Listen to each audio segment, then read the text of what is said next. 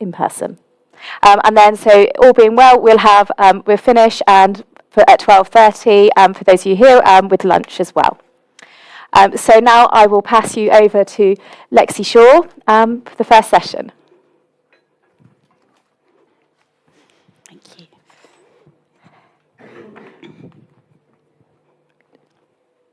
Good morning, everyone. Is that okay, volume-wise? Everyone able to hear me? Perfect. Up a little bit. All right. Thank you. So good morning, everyone. My name's Lexi Shaw. I'm managing partner at AC Mole.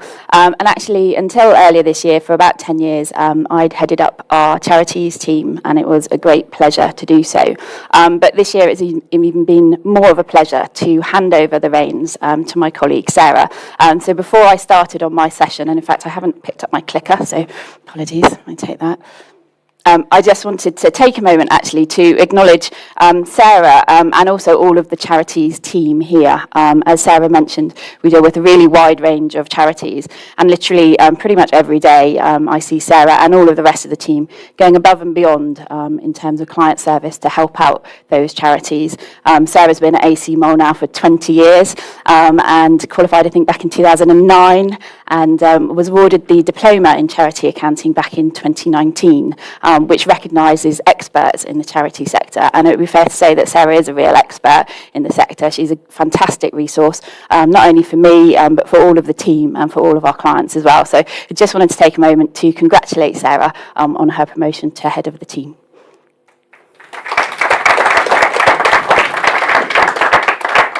Thank you.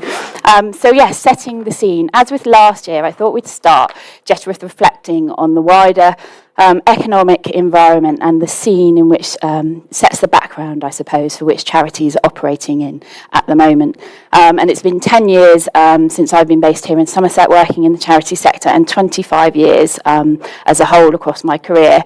And actually there's been quite a lot of change in that time. I reflected the other day, I did a presentation at my son's school for all the 16-year-olds who were all keen and eager and bright-eyed and heading out into the world.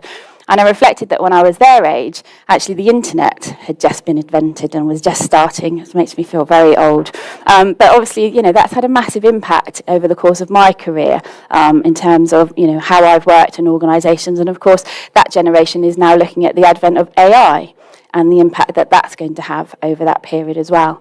So there's been lots of change, and I think it's tempting sometimes, from a charity perspective, to kind of sit in isolation to that change.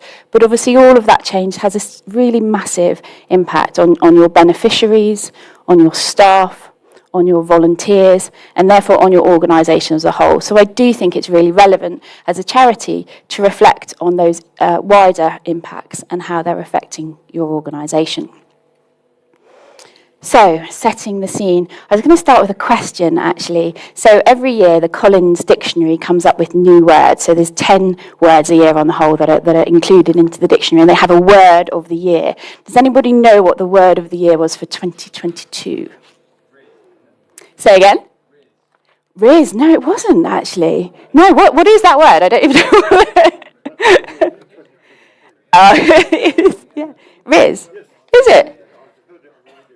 Oh, really? Oh, I got that wrong then. I thought it was AI. Okay, so any other takers? So, no? So it was actually permacrisis. Oh, did somebody come up with that? Oh, well done. Oh, maybe a cross-on or something at the end. No, so permacrisis, the definition of permacrisis is an extended period of instability and insecurity. And it has definitely been a turbulent few years when you sit back and reflect on it. We've had Brexit, we'd have government and political changes, we've had the war in Europe, and more recently, the war in the Middle East. We've seen the financial crisis. This time last year, we had the Bank of England intervening in the bond markets. We've seen the energy crisis and the cost of living. We've seen the pandemic, and obviously we've also got the ongoing climate crisis. So it would be fair to say that there's a lot going on. And this is very much become a new normal environment in which we're operating.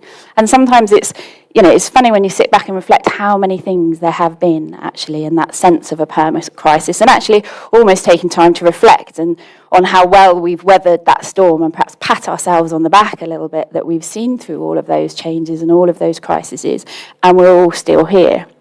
But also time to reflect a little bit and look ahead and see what impact they will have going forward as well. So I thought I'd start, you'll forgive me, I'm an accountant, so I thought I'd start by looking at the UK economy. And of course we had the autumn statement just over a week or so ago. And there were some really interesting points coming out of that actually that I wanted to touch on. So obviously the autumn statement announced that inflation has dropped, I think, which came as good news for the Chancellor. So we're now at 4.6% in October, which was a fall of over half, which was obviously the target that was set, but from 11% last year, which was a 40-year high. And if you look at the chart, the lighter blue line is the forecast. So there was a forecast fall, but actually the darker blue line is the actual levels of inflation. So although it has fallen, it hasn't quite fallen as quickly as was forecast, or indeed as was perhaps hoped. But it is fair to say that we're looking a little bit better now than we did this year, and this time last year, sorry. I remember standing up here this time last year and talking about inflation being 11% and looking forward. So it is nice to be in a more positive position. The other point that I think is very relevant is around the Bank of England and the base rate. And actually, this was stable from August of this year to November of this year. So it didn't increase during that time, which might not sound like a lot, but that's the first time since December 2021 that the base rate hasn't increased. So it's the first time that we've had a period of over 3 months of stability in a Bank of England base rate during that period. So obviously things are settling down, but only really starting to do so now. And I'll look into some of the detail of how that can impact your organisation. I wanted to refer back to the inflation chart, if I may, because what the government didn't do in the autumn statement, I think this was somewhat overlooked in some corners, was that what they didn't do was announce an increase in public spending to match the increases in inflation. And this was a change from the March statement, and really actually quite a significant change. What that means, therefore, is cuts in real term in public sector spending going forward. The size of those cuts is 19 billion per year by 2027-28. Now, it's difficult when you talk about government spending, what's 1 million, 1 billion. So to give that some context, that is the current spend of the Home Office and HMRC per year combined. So that was the level of cuts which are included in the government's forecasts, which are announced in the autumn statement. Now, unsurprisingly, the chief executive of Pro Bono Economics commented on it and said, well, actually, the crisis in public services has been swept under the carpet here. And I don't think that's an unfair comment. We've obviously got a backlog in the courts, about 60,000 cases backlog. We've got real challenges in housing services. We've had a doubling of the number of households in temporary accommodation in recent years. The police and children's services are seeing an increase in their requests for their support of an average of around 9% on annum. And obviously there are real challenges faced in the NHS as well. So in the scope of those challenges, those reductions are really quite significant. And it's not surprising, therefore, if you read between the lines in the Office of Budget Responsibilities report, the OBR's report, they expressed, they felt that these forecasts were perhaps somewhat optimistic. And indeed, they said that there are significant and growing risk to their forecast was the ability to achieve these real-term cuts in public spending. There were some papers that referred to it as a budget to destroy a future chancellor, which is perhaps a little harsh. But however you consider those above, it is fair to say that achieving £19 billion of savings is going to be a real challenge. But what was very interesting is in the papers this morning, Sir Keir Starmer is due to do a speech actually around the financial economy today. And some aspects of that were leaked to the press, and his statement was that he is not going to turn on the spending taps. The Labour government does not intend to turn on the spending taps. So actually, yes. Is that better for you? I'll speak up a little louder as well. Yeah, thank you. Maybe I'll move this somewhat. How's that? Is that better? Okay, lovely. Thank you. So yes, it was interesting that a Labour government has already said they will not turn on the spending taps. So if you put those two together, it does imply potential for further periods of real austerity in terms of public sector spending. So why is that relevant from a charity perspective? Well, of course, many of the government services are outsourced to charities to be delivered. In fact, billions of pounds worth of contracts are outsourced to the public sector each year. Now, we have already seen, and this slide shows charity income from local government over the last 10 years, and we've already seen a decline of over £2 billion during that period. And I know certainly speaking to charities who are involved in delivering public sector contracts or receive local authority funding, they've not seen, many of them, inflationary increases to those contracts during that time. So that squeeze, those pressures are being passed on to charities who are delivering these services. And in fact, when surveyed, 73% of charities who provide government services already said they cannot meet demand with the funding they currently receive. And so many charities are topping up these services and subsidising them, essentially, with income from other sources. And obviously, we've also seen 11 local authorities go bankrupt since 2018. And there are arguments around some of the investment decisions perhaps made by those local authorities and the impact that they've had on their financial stability, but actually increasingly those local authorities are coming under pressure as well. And the statistics imply that 1 in 10 local authorities face either further significant cuts in public spending or basically essentially bankruptcy. So some real challenges ahead, I think, to the sector as a whole. And for those charities that provide services through local authority contracts or indeed are reliant on funding from local government, I think these trends and these statistics and an understanding of some of those forecasts on the level of public sector spending in the years to come are really quite important framework when looking at your long-term strategy and indeed funding sources. And those challenges obviously come at the same time when household incomes are falling. So despite an improvement from the March forecast to the autumn statement, the Office of Budget Responsibility is still forecasting a further reduction in disposable household income in 2024-25. That's on top of the reductions that we have already seen. Essentially, that's giving us the largest reduction in household disposable income since records began for the ONS, which was back in the 60s. So the recovery, when it comes, will be slow. And this chart shows household disposable income, but the pink line was the pre-COVID trend. And obviously the bottom line is the current trend. But essentially, when that recovery comes, it is forecast to be very slow, with household income not reaching pre-pandemic levels until 2028. And by 2029, household incomes being £10,000 per annum worse off than they were before the COVID crisis. And I think one of the scary statistics for me is around the amount of disposable household income that's being spent on debt repayments. That is forecast to double by 2027-28, taking us up to levels that were only last seen after the last financial crisis. So it's unsurprising then, given that wider economic environment and the strains on household income, that is impacting charitable giving. This is a survey which is undertaken by a government department, the DCMS, and it's their community life survey.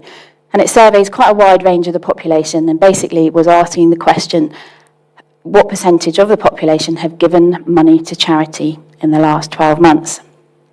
So back in 2013-14, that figure was 82% of the population had donated money in the last 12 months. That dropped to 63% at the height of the pandemic, and has now obviously increased somewhat back up to 66%, but obviously quite a significant reduction over that 10-year period. Now, what I would say, I don't want to be all doom and gloom this morning, and on a positive note, the UK does actually rank third in the world on the CAF giving index, World Giving Index, which is actually a statistic I think we should be really proud of. We sit, I think, behind Indonesia and Myanmar in terms of having the highest proportion of our population that give money to charity in a 12-month period. So I think that culture of philanthropy that we've got in the UK, and the fact that sustains some of the challenges that we've had in recent years, is something that we should be really proud of as a nation. Our volunteering statistics aren't quite as positive, but I'll perhaps come on those later. But we definitely still have that culture of giving money to charity, which is fantastic. But obviously that's anecdotal evidence from surveys, but actually it's holding out in practice as well. And I know I put this slide up last year for those of you who are here, but the trend continues. This is the amount of money that Children in Need has raised from its on-the-night donations each year. And you can see that back in 2018, that was £50 million.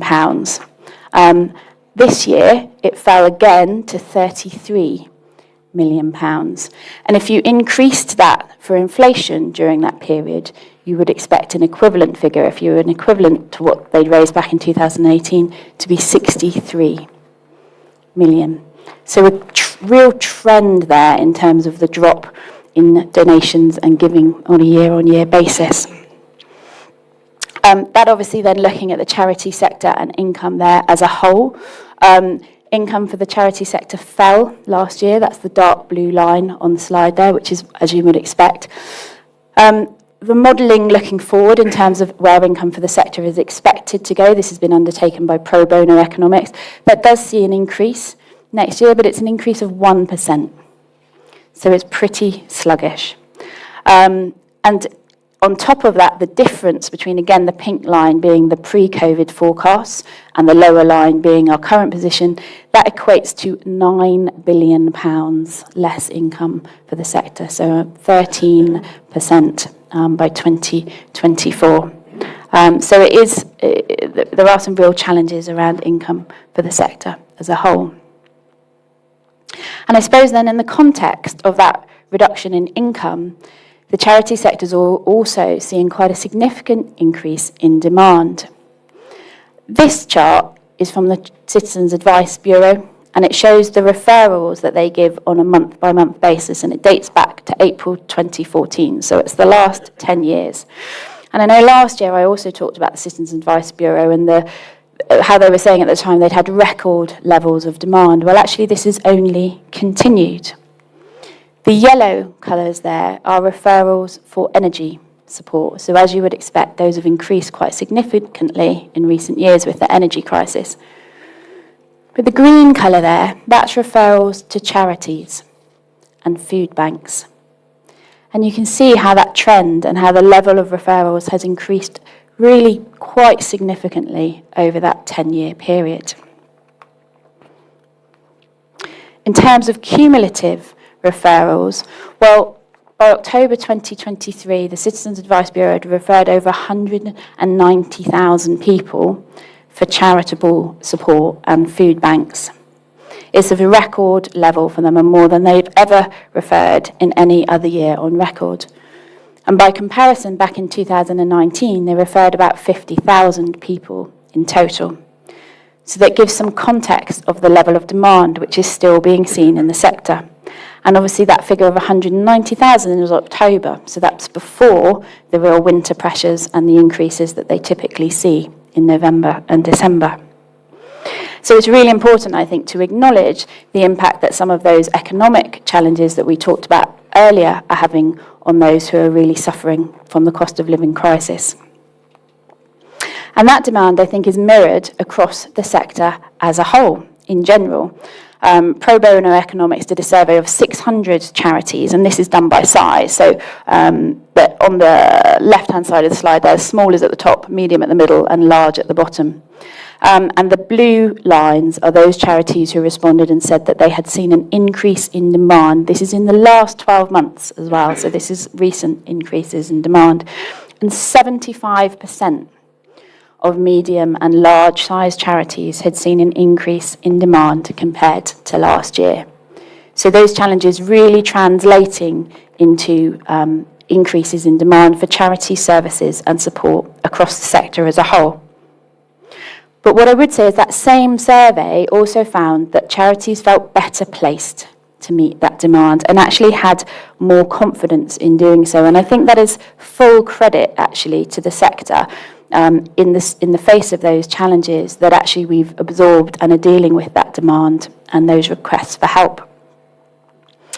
And that confidence is reflected in a little bit around charity finances as well, where there are some signs of optimism and perhaps a hope that we may have weathered the worst of the storm. So this is a survey, and you'll forgive me, I do like a graph, but I do think they're useful context for some of the figures. This is a survey which was done, again, by size of charity, so small charities at the top, large charities at the bottom. And the question asked was, are you expecting your finances to deteriorate in the near future? And what's important to note is if you look at the bottom there, the large charities, so back in November 22, almost 60% of large charities thought that their finances were going to deteriorate. And when asked the same question in September of this year, that had dropped to 30%.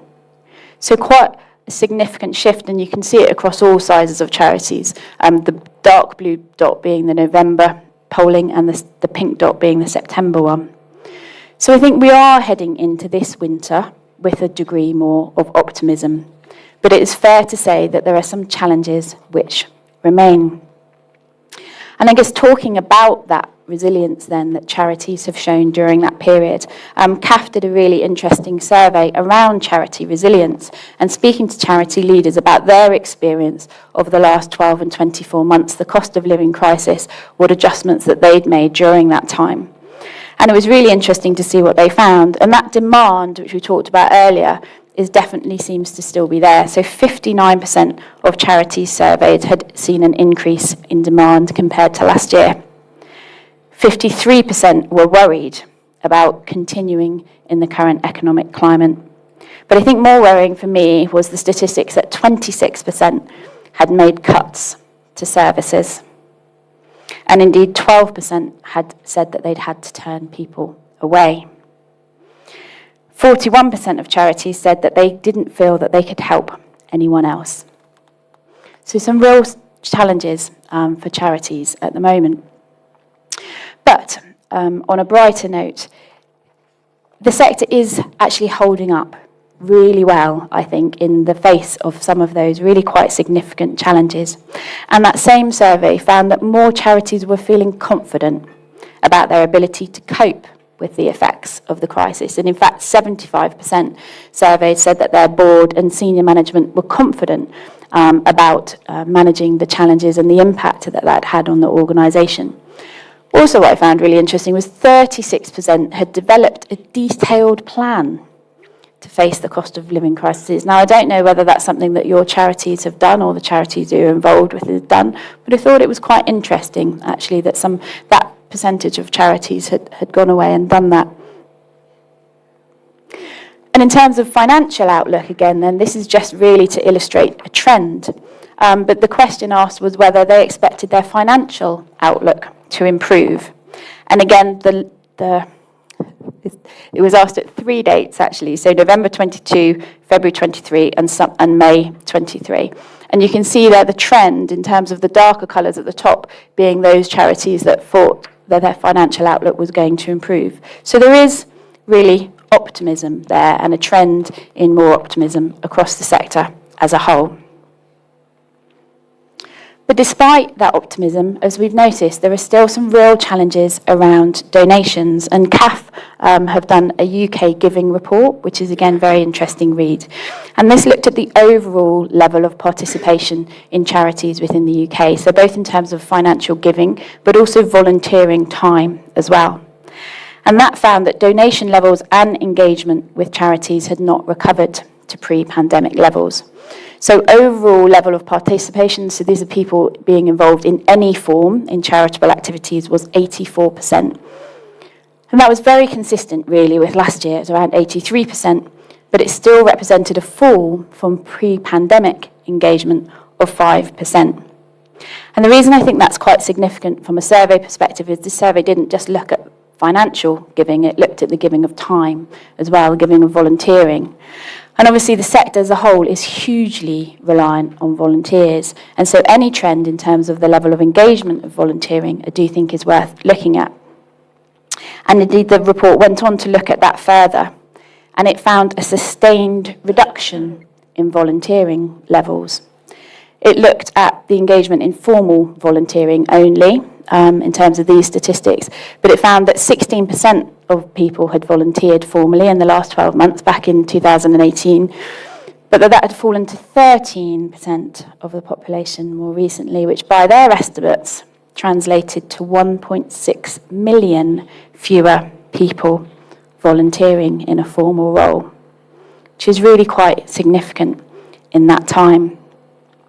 Now, I did a little bit more research on the back of that, and I found another survey which the NCVO had undertaken, the Civil Society Almanac, which again questions, it's a very broad survey across the UK around involvement in volunteering.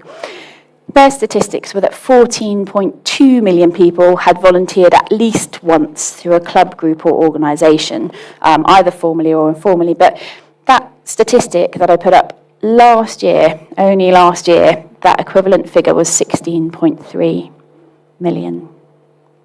They also found a rate of decline in formal volunteering, their statistics being slightly different, but the figures are still there, and an increase in informal volunteering during that time as well. Now, those surveys really looked around the last couple of years, and I think it would be fair to say that the pandemic had quite a significant impact during that time, both on formal volunteering, particularly with the vaccine rolled out, and informal volunteering. So I thought, well, let's go away and look at it over perhaps a longer period. And I went back to this Community Life survey, which is undertaken by the DCMS, and that covers a 10-year period. And that also looks at volunteering. And the trends there were exactly the same, but this is over a 10-year period now. So back in 2013, 70% of the population said that they had been involved in some form of volunteering in the last 12 months. Last year, that dropped to 55%. So the orange line is just involvement within the last year. The blue line is involvement, in the last month. So a real trend there in terms of a reduction over that 10-year period in engagement in volunteering. The statistics for formal volunteering were very similar. So they had 45% engaged in formal volunteering back in 2013-14, and that dropping to 27% in their most recent survey. So a real reduction there. And obviously there are different surveys, there are different figures, they all work out different numbers, but essentially the trends are the same. They're all showing the same, which is a real reduction in people giving their time. And as I mentioned, the UK doesn't rank as well when we come to volunteering. We rank 58th, actually, in the CAF World Index in terms of the percentage of people that are involved in giving our time. So we're not coming from a particularly good starting point, and we're seeing that reduction. So unsurprisingly then, when surveyed, a lot of charities said, well, actually, the ability to recruit volunteers is actually becoming an increasing concern. And again, this survey was done at two different data points. So the darker points are November 22, the dark blue, and the pink is September 23. And it's done by size of charities, so small at the top, medium and low. And you'll see there that small charities, by the end of September 23, 60% of small charities were saying that they were concerned or very concerned about their ability to recruit volunteers. And actually, when you think about the reliance of charity on volunteers, that becomes quite significant. But it's also noticeable to see the real difference that makes to charities by size, and that it's less of a concern for larger organisations. But for smaller charities, it really is becoming an issue. And again, then, when surveyed, those charities that said they were concerned about volunteers actually said that it was their main concern. So 60% of small charities said that their main concern was now the ability to recruit volunteers. And given the percentages of charities, I think they'd said 91% of charities, of small charities, are reliant on volunteers to keep going, and 57% of larger charities. But I wondered around the room, perhaps by a show of hands, how many of the charities here are reliant on volunteers to keep going, or is it an essential part of your... Yeah, almost the vast majority, I would say, exactly. So I think those trends in terms of volunteering are really relevant to everybody. So I thought I would share a slide, which I did share last year, but I do think it's still relevant in the context of those continued declines. And it's really about just broadening the view of what volunteering looks like within your organisation. Do you have a wide range of volunteer models? How flexible are you with your volunteers? How creative are you with getting volunteers involved? Some of the big national charities, the likes of the Samaritans or the British Heart Foundation, have made some really significant changes to how volunteers can get involved. So they've got ad hoc, you can drop in for an hour and do a Samaritans helpline session, rather than doing these very structured and rigorous sessions and trainings, and the same with working in charity shops. So how flexible and creative are you being with the involvement of your volunteers, and are you able to shift to more informal volunteering to match that trend in the reduction in formal volunteering and the shift to more informal, so people are more able to fit that informal volunteering time around their other commitments, whether it's now a second job or helping out with childcare or whatever it might be, which might mean that formal volunteering is now more of a struggle or a challenge for them to commit to. Do you have both short and longer term volunteering opportunities? And do you engage with your volunteers digitally as well? I mean, essentially hybrid working, we've all talked about, is here to stay. But are you using digital platforms to engage with your volunteers? And I think although there are clearly some real challenges around volunteering in the sector at the moment, there's also, I think, the opportunity, particularly through the use of digital, to perhaps engage with a broader volunteer workforce and more diverse volunteer workforce. So I think there are real opportunities there as well. And I'll share this slide just very quickly. So we will circulate the slides around afterwards. They have links on them, so hyperlinks, so you can just click on the slides. It will take you to these resources. So the NCVO does have a great resource, which is around involving volunteers, and it has some great ideas and suggestions in there as well. So we'll send that around because it's got some useful links, I think, for those of you who do have volunteers working within your organisations. And I think just to touch on the people aspect of it as well then. So obviously staff within charities have really been at the front line of dealing with some of these challenges and increases in demand in recent years. And the statistics are showing that 31% of staff are therefore now either working additional hours or during their holiday to try and meet with these demands and challenges. And I know many organisations, many charities are facing challenges around recruitment at the moment of staff, as well as involvement of volunteers. So what are charities doing to meet some of those challenges? Well, 86% of charities are now reporting to have much more flexible working, which I think is a really positive thing. And 60% of charities have introduced mental health support and well-being for their staff and for their volunteers. And I think for me this is a really critical point actually at the moment, because a lot of staff volunteers are facing burnout. I know certainly as an employer myself, we've really strengthened our mental health provision and offering to staff over the last 12 to 24 months, because I think it's really, really important. So as a charity or as an organisation, if that's not something you've considered for your workforce and your volunteers at the moment, I do think it's very, very relevant in the current climate to be doing so. And I know there are some great examples of charities here in the room that have done that today, so if you want me to introduce you to any of them, I'm very happy to do that. There's a lot of other measures that have been introduced, like formal recognition, financial well-being awareness, so on and so forth. But I think it is really a good time to reflect on staff and what you're able to offer your staff and support to them during this time as well. And of course, it wouldn't be relevant to touch on the wider sector without talking very briefly about energy costs. I know there's been lots of, again, surveys done about the impact that this has had on charities, but I thought I'd just share some statistics around what charities have been doing to deal with some of those challenges, which made for quite interesting reading. Many of them are turning the thermostat down, which is yeah, I won't say anymore. I'm not good with the gold. But more concerningly, I think 1 in 5 had reduced their premises use, and 1 in 10 had reduced their hours of operation. So it's quite sad, really, actually, to see that those energy costs are having a real direct impact on the ability of charities to provide services. And of course, in the context of those income challenges that we talked about earlier over the last few years, and the fact that that financial resilience of many charities has been eroded during that time, I think many charities are now struggling with some of these costs as they continue because their financial resilience has been spent, essentially. And many charities I know are now using essentially reserves to cover some of these operating costs whilst they're hoping that that income returns to pre-pandemic levels. So again, there is some guidance which you may find useful from a charity perspective from the NCVO around cost of living and various grants and funding that's available. So again, there's a link on those for the slides when we circulate those around. So I think in closing then, in terms of setting the scene, the economy overall is seeing a gradual improvement. That is for sure. We're not where we were last year. But it really will take some time for that improvement to have an impact or a direct impact on the lives of charity beneficiaries. That's not going to flow through for a little time yet. And so many charities are still seeing that upward trajectory in demand for their services and support, and it's becoming increasingly important.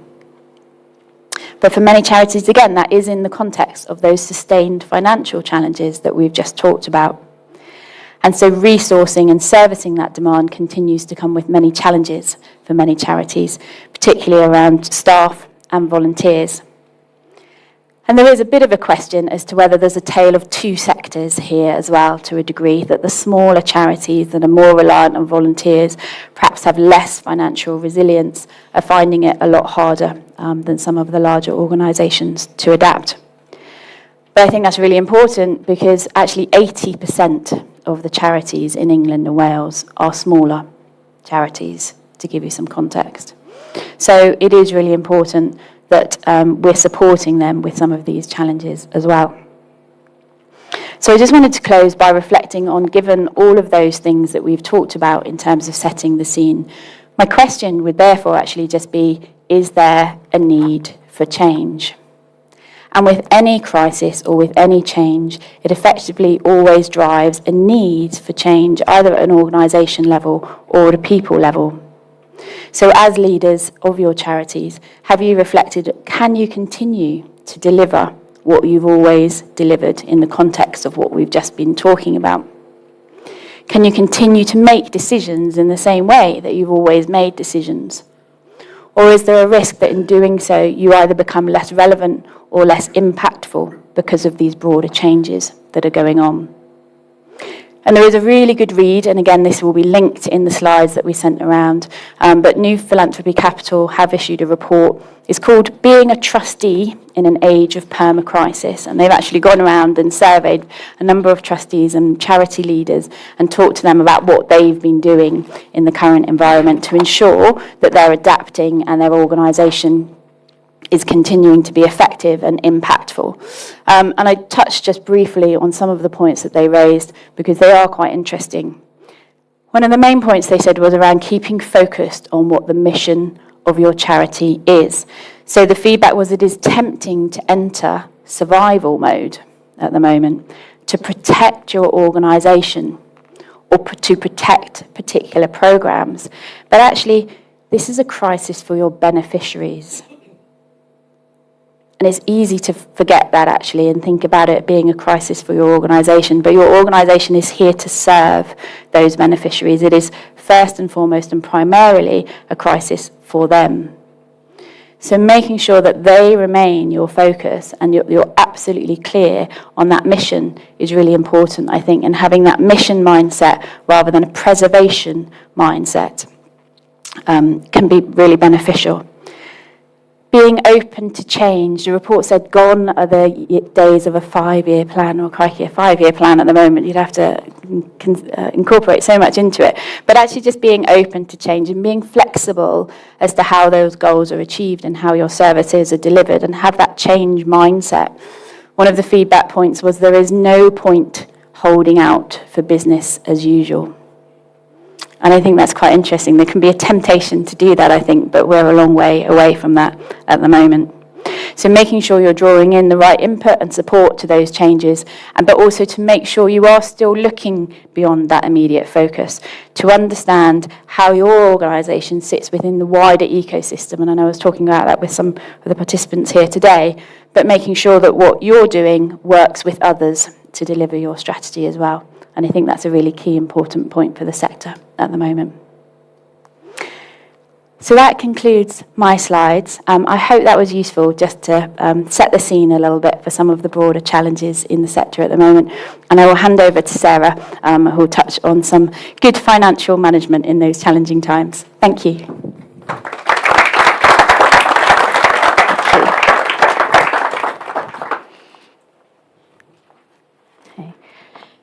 Thank you, Lexi. That was a really interesting update on the sector. And leading on from that, so I'm going to look at some good financial management tools that, given the highlighted issues that have been mentioned, are more important than ever to be considering using at the moment. So it's never too late to start or to improve how you're monitoring your organisation's financial performance. And I'm just going to run through, first of all, some of the key tools that you might want to, well, you might already be using or you might want to consider start using within your organisation. So lots of these you'll know already, and I'm going to talk about in a bit more detail in a minute. So we have budgets and cash flow forecasting, your internal controls and policies in relation to your finance, how you communicate information to your board and over what time period. So do you produce a monthly accounting pack, quarterly, or is it longer than that they take to see financial information? What does your risk register look like? Do you include within your risk register financial risks? So these could be investment risks, this could be key finance personnel, other issues such as those.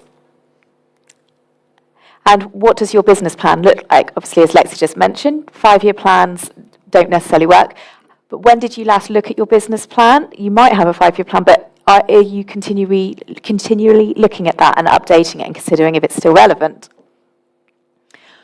What finance skills do you have on your board or within your senior management team? And if you have got gaps, what are you looking to do about those? Are you looking to fill those gaps through training, or are you actively recruiting to fill in, to bring those skills in? And then looking at your reserves policy, what does your reserves policy look like? Is it tailored to the specific needs of your organisation, or is it a flat, we're going to take 3-6 months of expenditure because that's what other organisations do?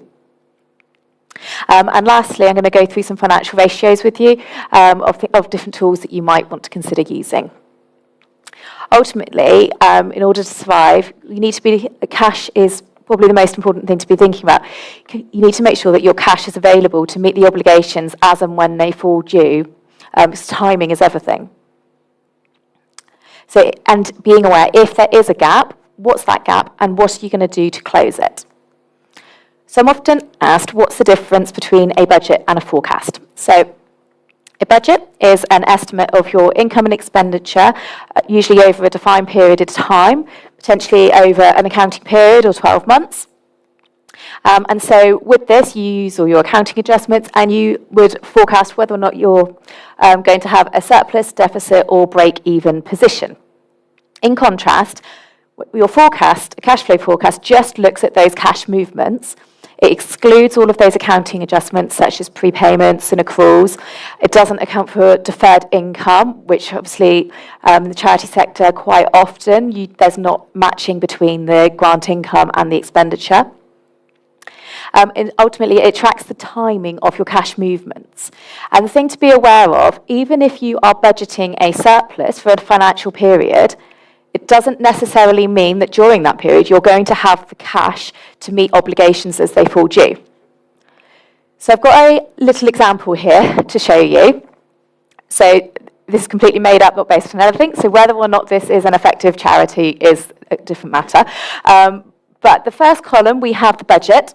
And so in accounting terms, the budget for the year is 89,500 surplus. So everything should be good.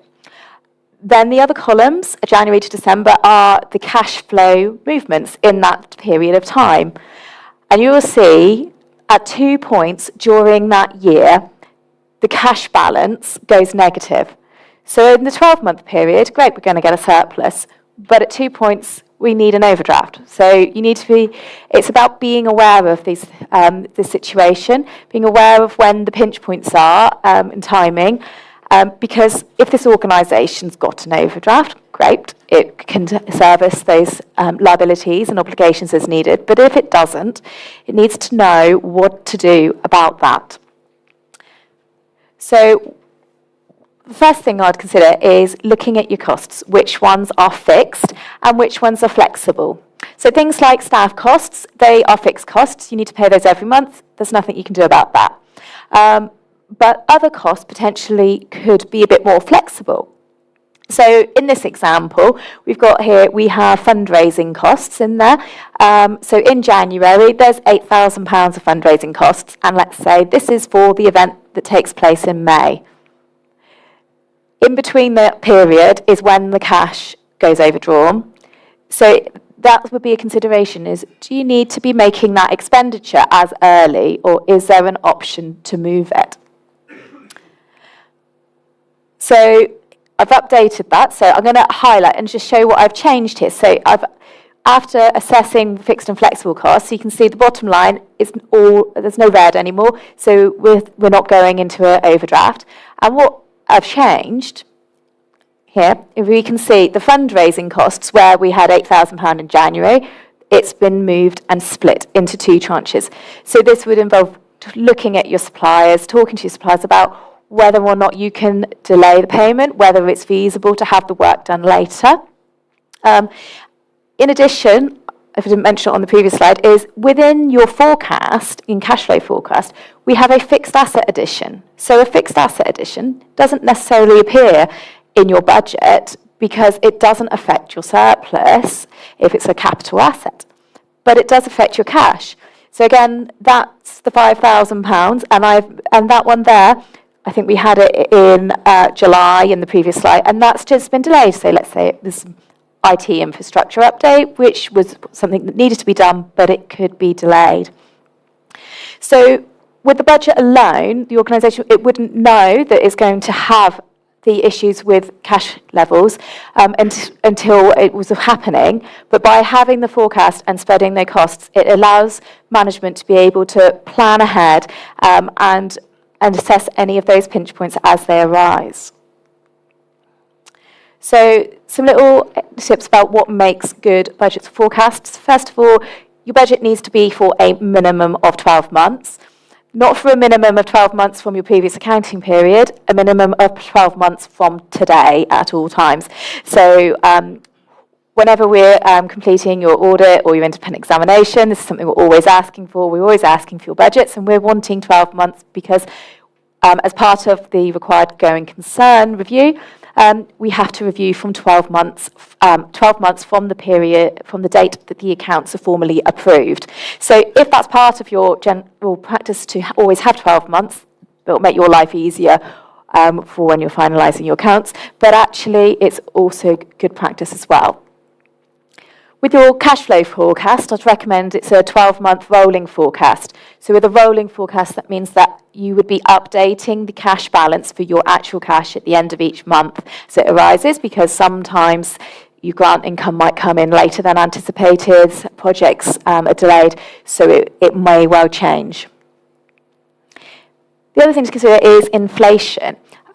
is making sure you build in inflation into those budgets and forecasts. So had you created a budget a year ago and not included inflation and based it on your previous year's costs, you probably aren't going to be anywhere near achieving that budget. And make sure you're honest with your in your budget, because it doesn't help anybody it doesn't help if you are over ambitious about what you're going to achieve.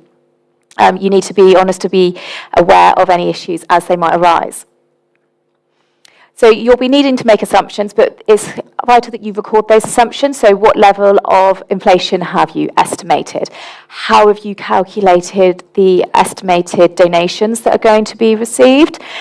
Because when you're then looking at comparing your actuals against your budget, you'll know where you base those figures in the first instance. So you'll be able to consider whether those would be appropriate assumptions to use in future periods, or whether actually you need to address those going forward to improve them. By comparing, at the end of a period, comparing your budgets to your actual results allows you to assess how accurate your budgeting skills are, which means that, so the more accurate a budget is in the previous year, it gives you more confidence in placing reliance on your own future budgets. And where you do have a budget or a forecast, have you considered doing scenario planning to stress test those figures? So especially at the moment with government funding cuts, so potentially you could lose an income stream. You could do scenario A and scenario B. So you do your budget or your forecast as it is, as you're expecting the income, but what happens if you lose an income stream? What would your organisation look like?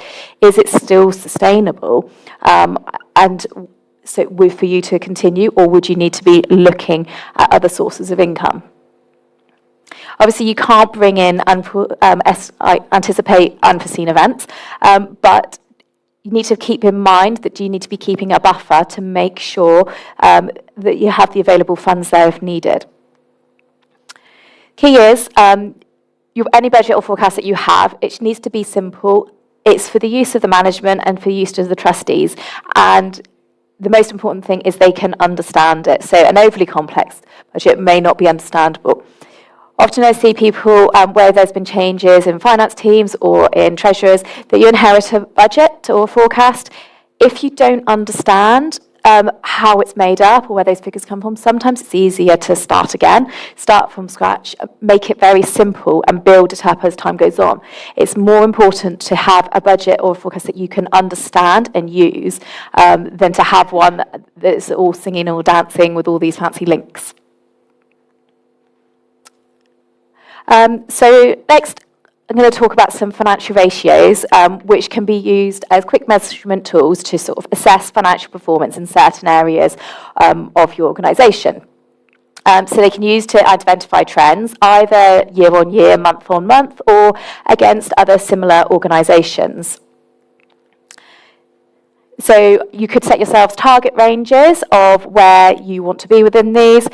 And when I run through these, remember they're for internal use, so they're just for you to use as management within your charity. You don't need to share them with anybody, but they're very useful to track financial health.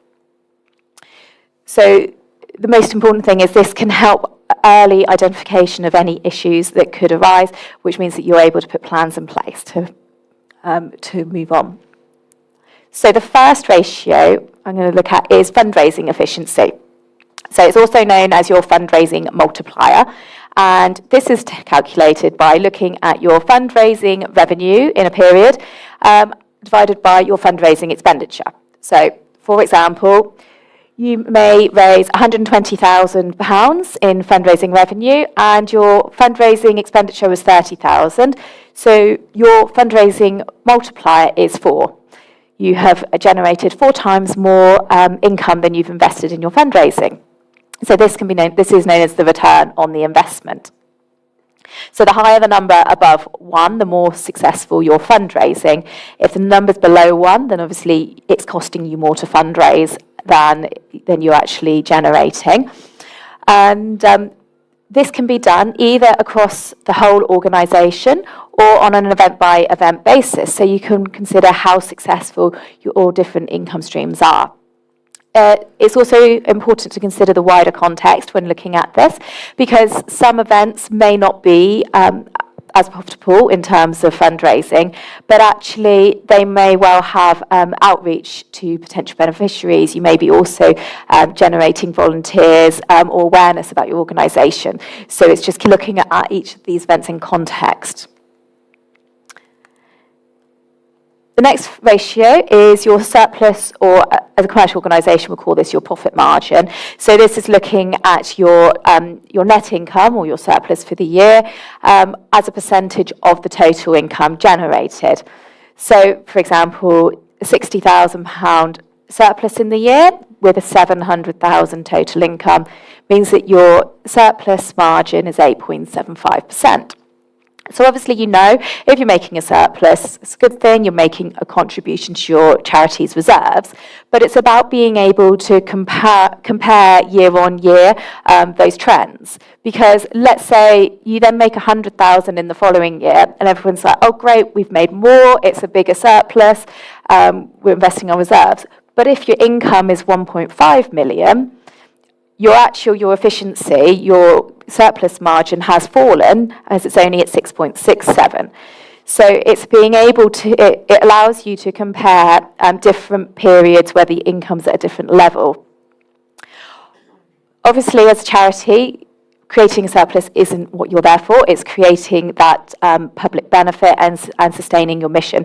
So you will obviously not be looking at this in the same way as a commercial organisation.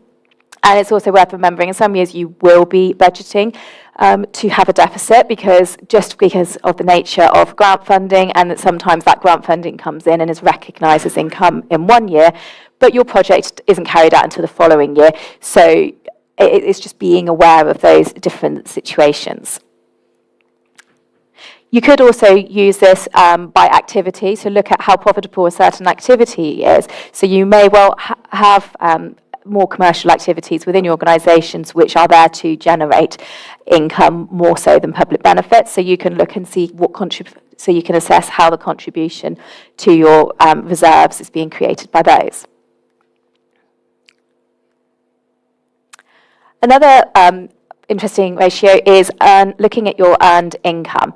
So this compares your earned income, which would include, say, trading income, income from events, investments, performance-related grants, and service-level agreements. So your earned income are the things that you have more control over because you're doing something to generate that income, compared to your unearned income, which is donations and grants with no conditions attached to them.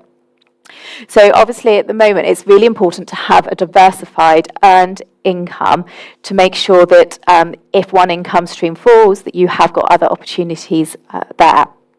So this is calculated by taking that earned income divided by as a ratio against your unearned income. So for example here, 90,000 of earned income and 360,000 of unearned income gives you a ratio of 0.25 to 1. So you're only getting a quarter of earned income compared to unearned income. Depending on your charity's activities will depend upon what level you want this to be. This is something you could look at other organisations who have similar activities to consider, to consider benchmarking yourselves to see whether your model is as sustainable as theirs.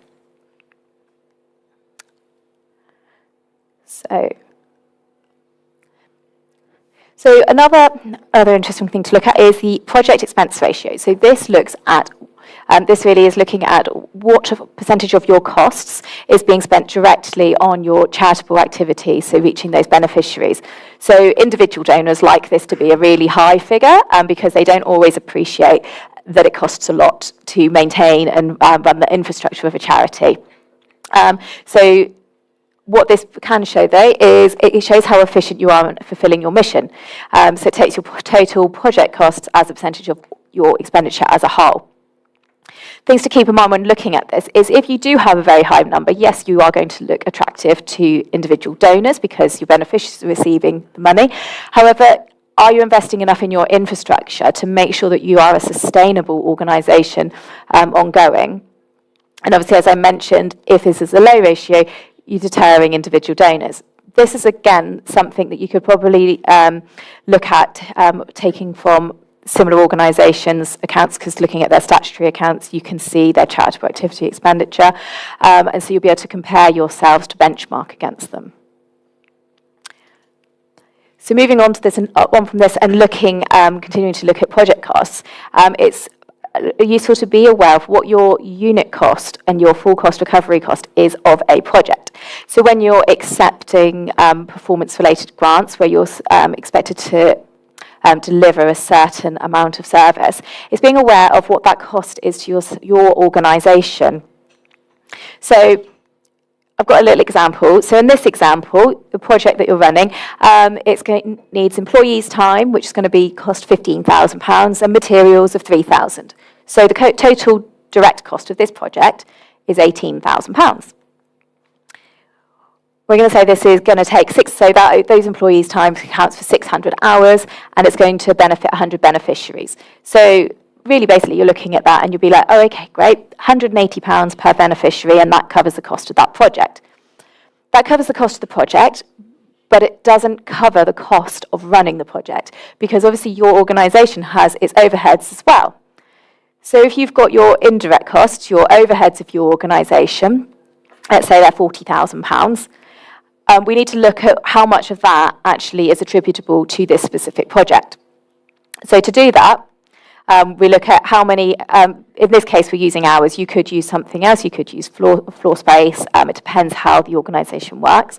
But if we say there's 2,400 hours of delivery time across the whole organisation, and 600 hours related to the project we're pricing, that's 25% of the hours, so it would be a reasonable assumption to take 25% of those overheads. That would then give you a total cost for your project of £28,000. So that is a £280 cost per beneficiary. So it's being aware of that when you're pricing these contracts, or when you're accepting them. You're not always going to be able to charge the full £280 per beneficiary to cover the whole amount of your overheads, but it's really important to understand what the cost it does need to be, because you'll need to be looking at how you're going to fill that gap, how you're going to fund it. Are you able to raise some other income to cover those costs? So. And also keep in mind, so this is with 100 beneficiaries. If you were to actually underachieve and not manage to supply to 100 beneficiaries, and your income reduces because of that, that actually means that your cost would increase, because per unit actually increases. But similarly, if you are able to deliver to a higher number, which means that the income becomes higher, then your cost would reduce per unit. And so obviously it's just to keep in mind that fluid movement. So another ratio, so this one is more to do with cash position, which you might want to use, is your current ratio. So this looks at your current assets on your balance sheet compared to your current liabilities. So your current assets are made up of things like your bank account, debtors, and stock. And your current liabilities are your creditors, so any suppliers, PAYE liabilities, and short-term loan payments and things like that. So, for example, if you had 500,000 of current assets and 350,000 of current liabilities, you have a current ratio of 1.42. So, if you had exactly the same assets and liabilities, your current ratio would be 1. So, looking at this, anything, if you're at 1 or below 1, this causes concern because you haven't got enough assets to pay for your liabilities. What you need to consider is what makes up those assets, though. So if your assets are made up of stock, then that isn't readily convertible to cash. So actually, you would want a higher ratio, and also how quickly do your debtors pay. If it's all cash, then that is cash that is available to pay those liabilities. It's useful to compare this margin, like period on period, either year on year or quarterly, monthly, because if this ratio is going up, it shows that you are increasing your margin of safety, that you're increasing the proportion of assets you have to pay any obligations as they fall due. But if this ratio is falling, you need to start questioning your ability to meet your commitments in future periods, and whether or not in the future it's going to cause you any issues. I did that bit. And remember with this is if you have any restricted funds, your restricted cash obviously is restricted to the project you're working on, so it should be looked at separately and not included in the main current ratio. So the last ratio I'm going to talk about is free reserves. This is something I always seem to talk about. So your free reserves, I'm sure you know, is you take your total funds and less any restricted funds and less any fixed assets, which are classed as unrestricted, and less any designated or endowment funds, and that gives you your free reserves of your organisation. So when thinking about your free reserves, there's several bits you need to consider. First of all, you should have a policy of what is sufficient for your charity's needs. As I mentioned before, it's about your charity. How much money do you need? Do you need 3 months, 6 months? Does that work for you? If you've got lots of projects and a high level of staff and there's a risk that a project might be closing down, do you also need to include any close down costs, things like redundancies if a project could end, and things like that within those free reserves policy? And what are you basing these figures on? So if you're basing it on expenditure, are you basing it on last year's expenditure or your budgeted expenditure? If you're basing it on last year's expenditure, do you need to increase your policy for inflation? And then it's also really important to regularly review your actual reserves against your policy. So obviously we always do this as part of the annual accounts, and it's disclosed within your trustees report what your actual free reserves position is and whether you've met your policy. But it's good practice to look at this throughout the year rather than just looking at it once a year, so that you know your position partway through the year and whether or not you need to be doing some work to consider what can be improved. So I know that there were a lot of numbers in that and a lot of calculations. So they're all obviously all on the slides and they will be circulated to you. And now I'm going to pass you over to Olivia. Sorry, not Olivia, it's going to be Laurie. Laurie's doing this one. So I'm going to pass you over to Laurie from Stephen Skene Solicitors to talk about charity culture and governance challenges. Okay. Thank you.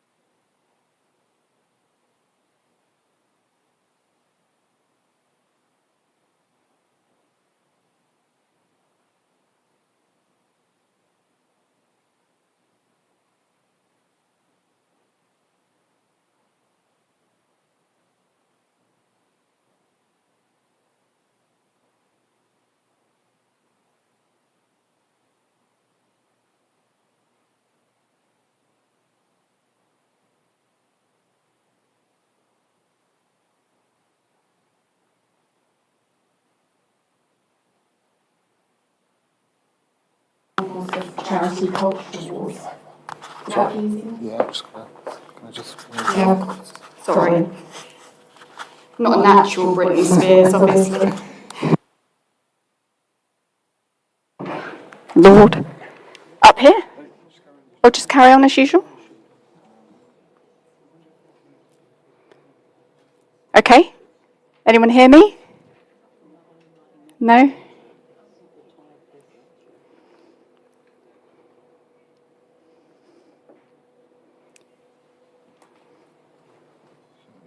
It's okay. That's all.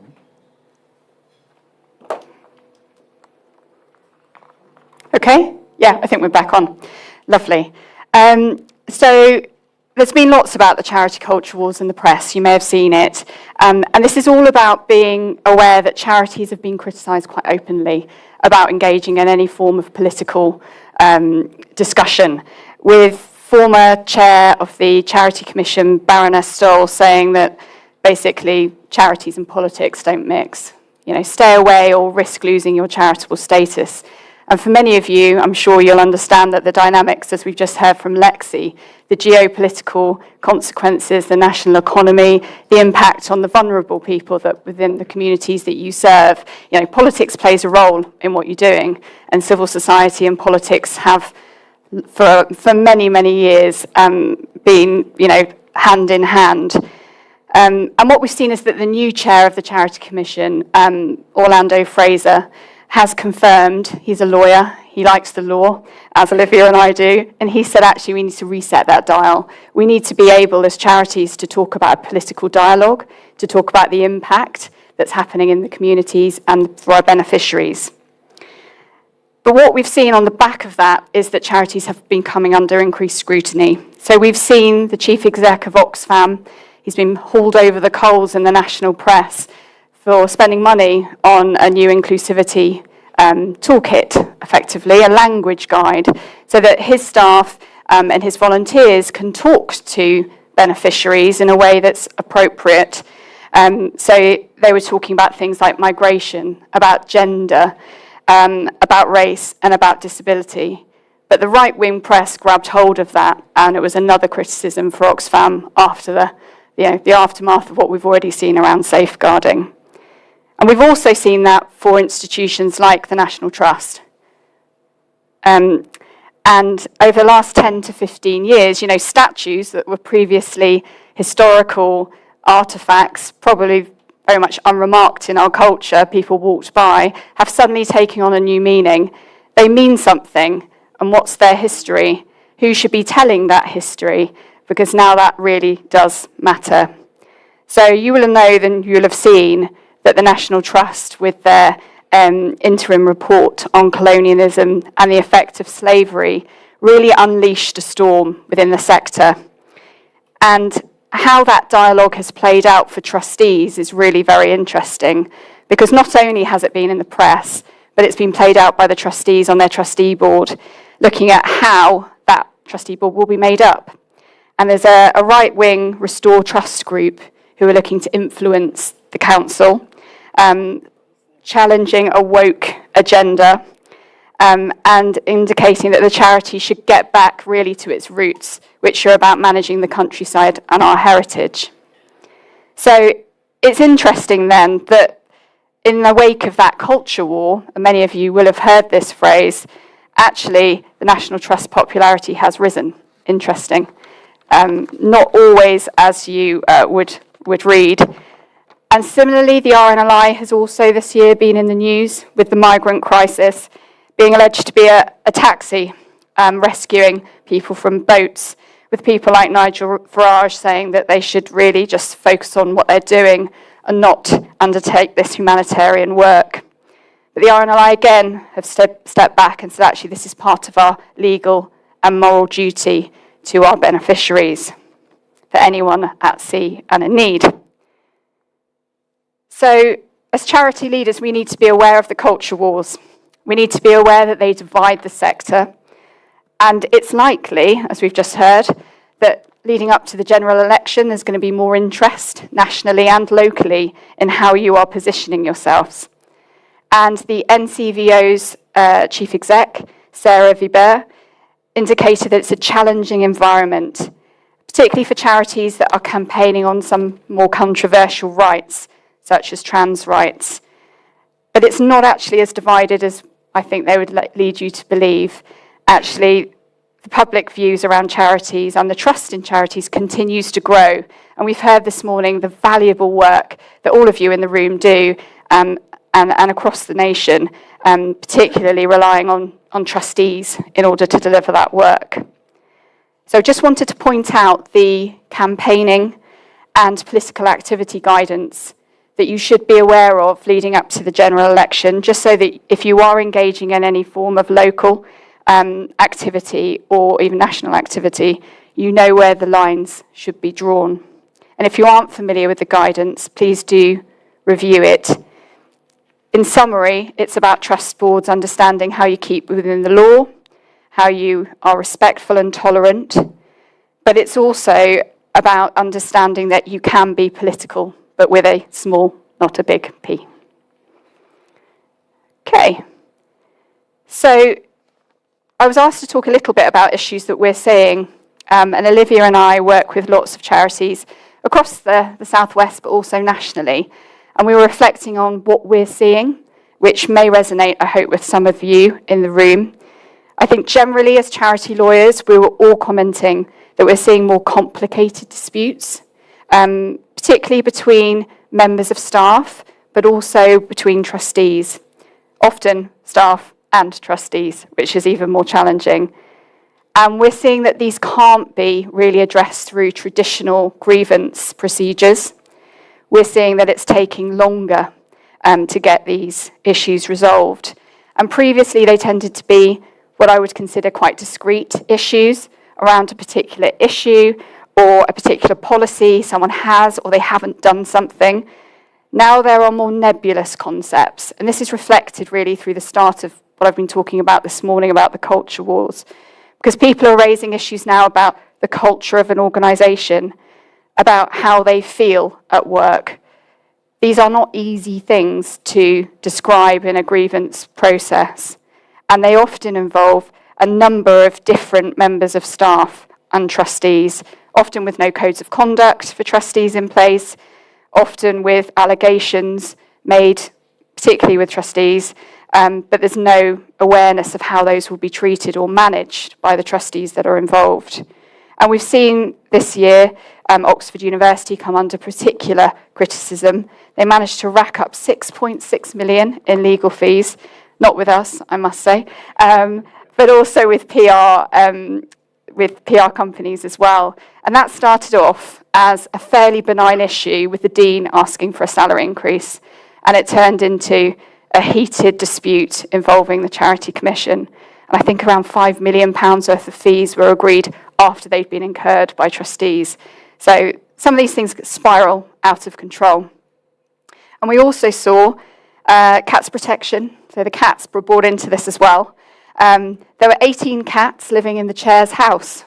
So I've got 2. I'm not sure my husband would go for 16 more. But that was felt by the interim CEO to be inappropriate and to raise concerns regarding welfare. He stepped down, so did the chair. Again, that comes back to, are we living and breathing the values? How aligned are our people with the values and organisational purposes that we are representing? I also mentioned the RNLI just a few minutes ago. Also with the RNLI, once you're in a storm, it seems to attract a few more, unfortunately.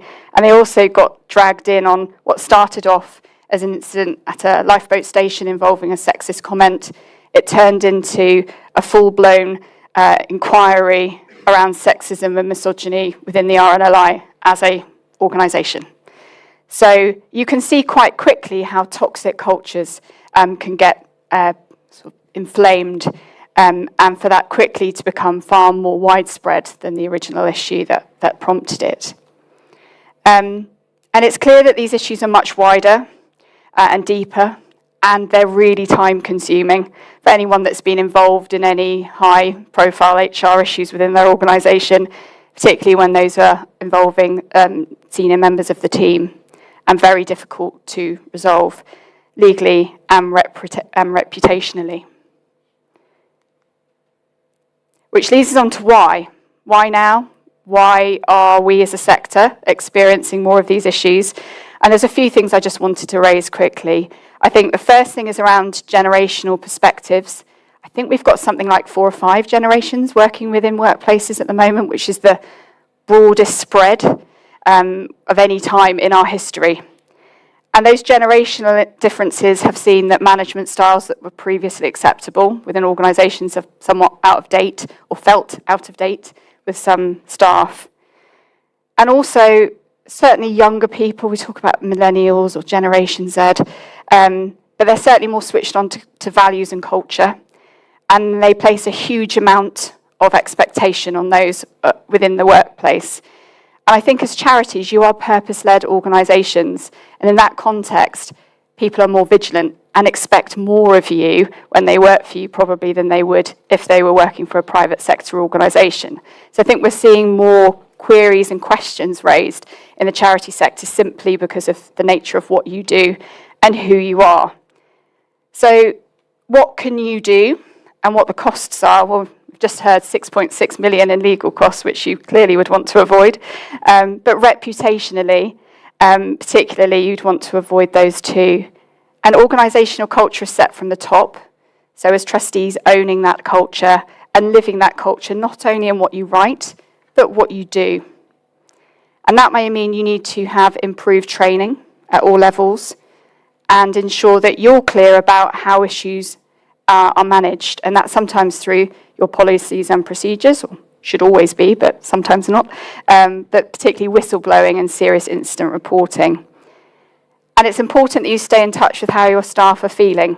And if there's a little issue that you think, maybe we'll overlook that, just take a moment and stop, because sometimes that's the moment where you could actually take an intervention to avoid something that's much more challenging. Olivia and I, in the last year, we've probably dealt with 5 or 6 very complicated matters of this type, and actually trying just to manage the costs associated with that takes a lot of energy and effort from trustees who we've heard are working already with significant budget challenges.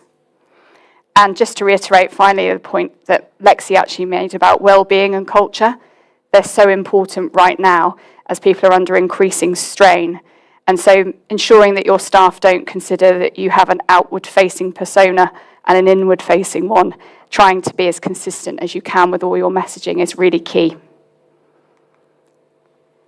And messaging leads me briefly onto social media. Can I just ask which charities here do use social media? Do you have social media accounts? Yeah, most do. It's clearly the time when you need to think about your messaging on your statements, and it links directly to what I've just said. On the slide in a moment, we'll see an example of where it went wrong. But it's a really complicated world of communication, but the opportunities for you to use social media in the context of the challenges that we've already touched on this morning are huge. The Global Trends report on giving indicated that 29% of people on social media feel most inspired to give.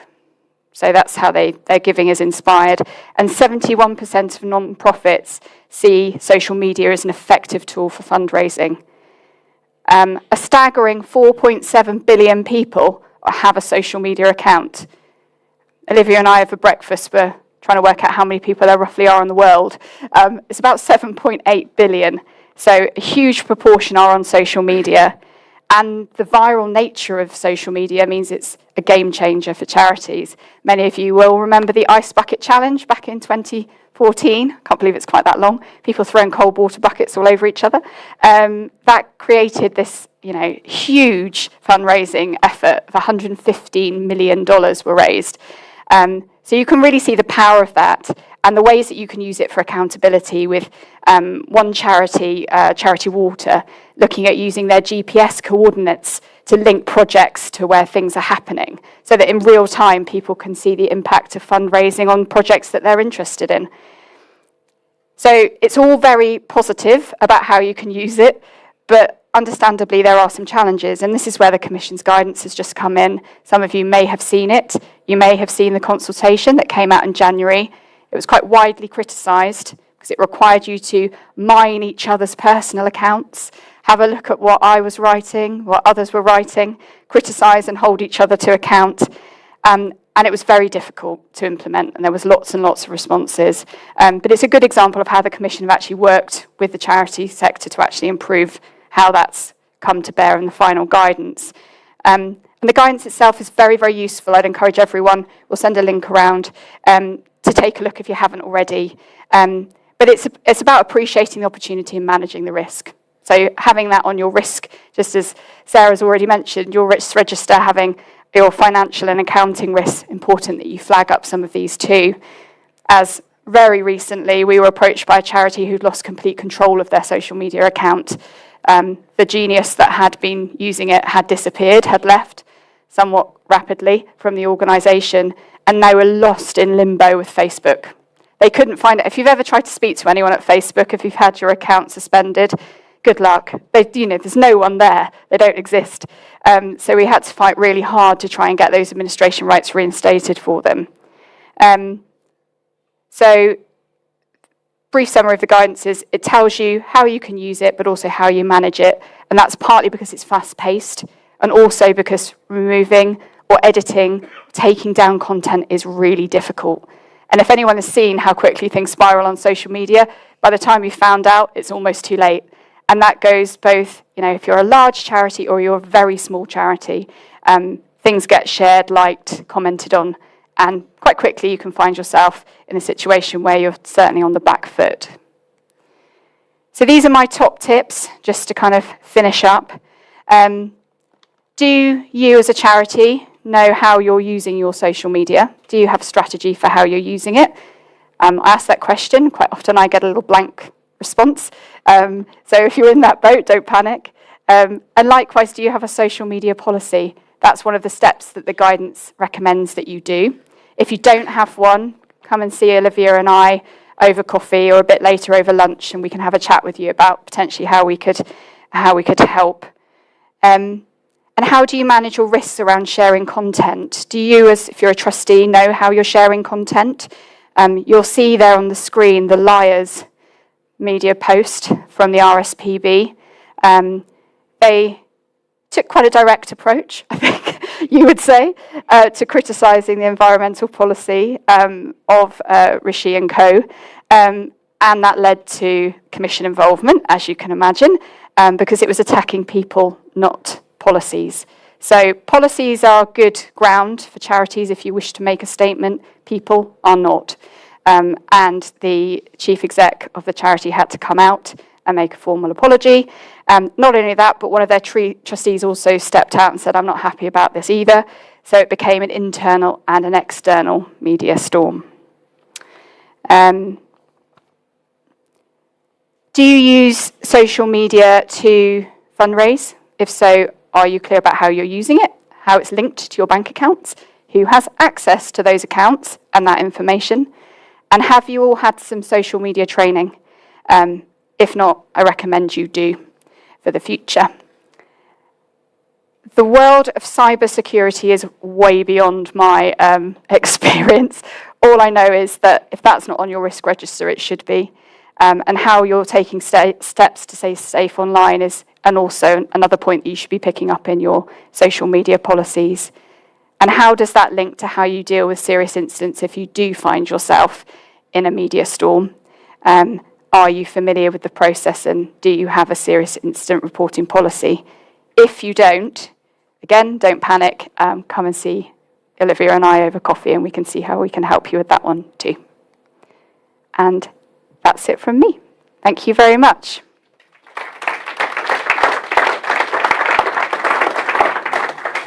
Super. There we go. Super. Thank you very much, Laurie. That was really, really interesting and lots of things to think about there. So now, please note, it's time for coffee break. So we're going to have a 20-minute break. So there'll be a timer on screen for you, those of you at home. But otherwise, yeah, go and grab yourself a coffee.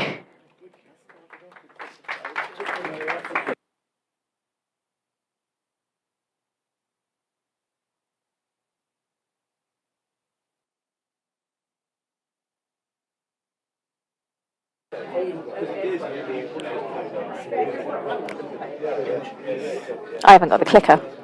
I've got the clicker. Lexi, could you pass me the clicker? Thanks.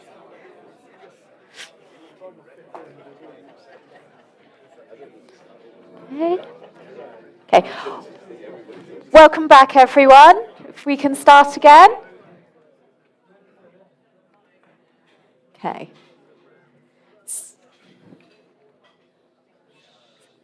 Okay, so welcome back. We're going to pick up now with a technical update.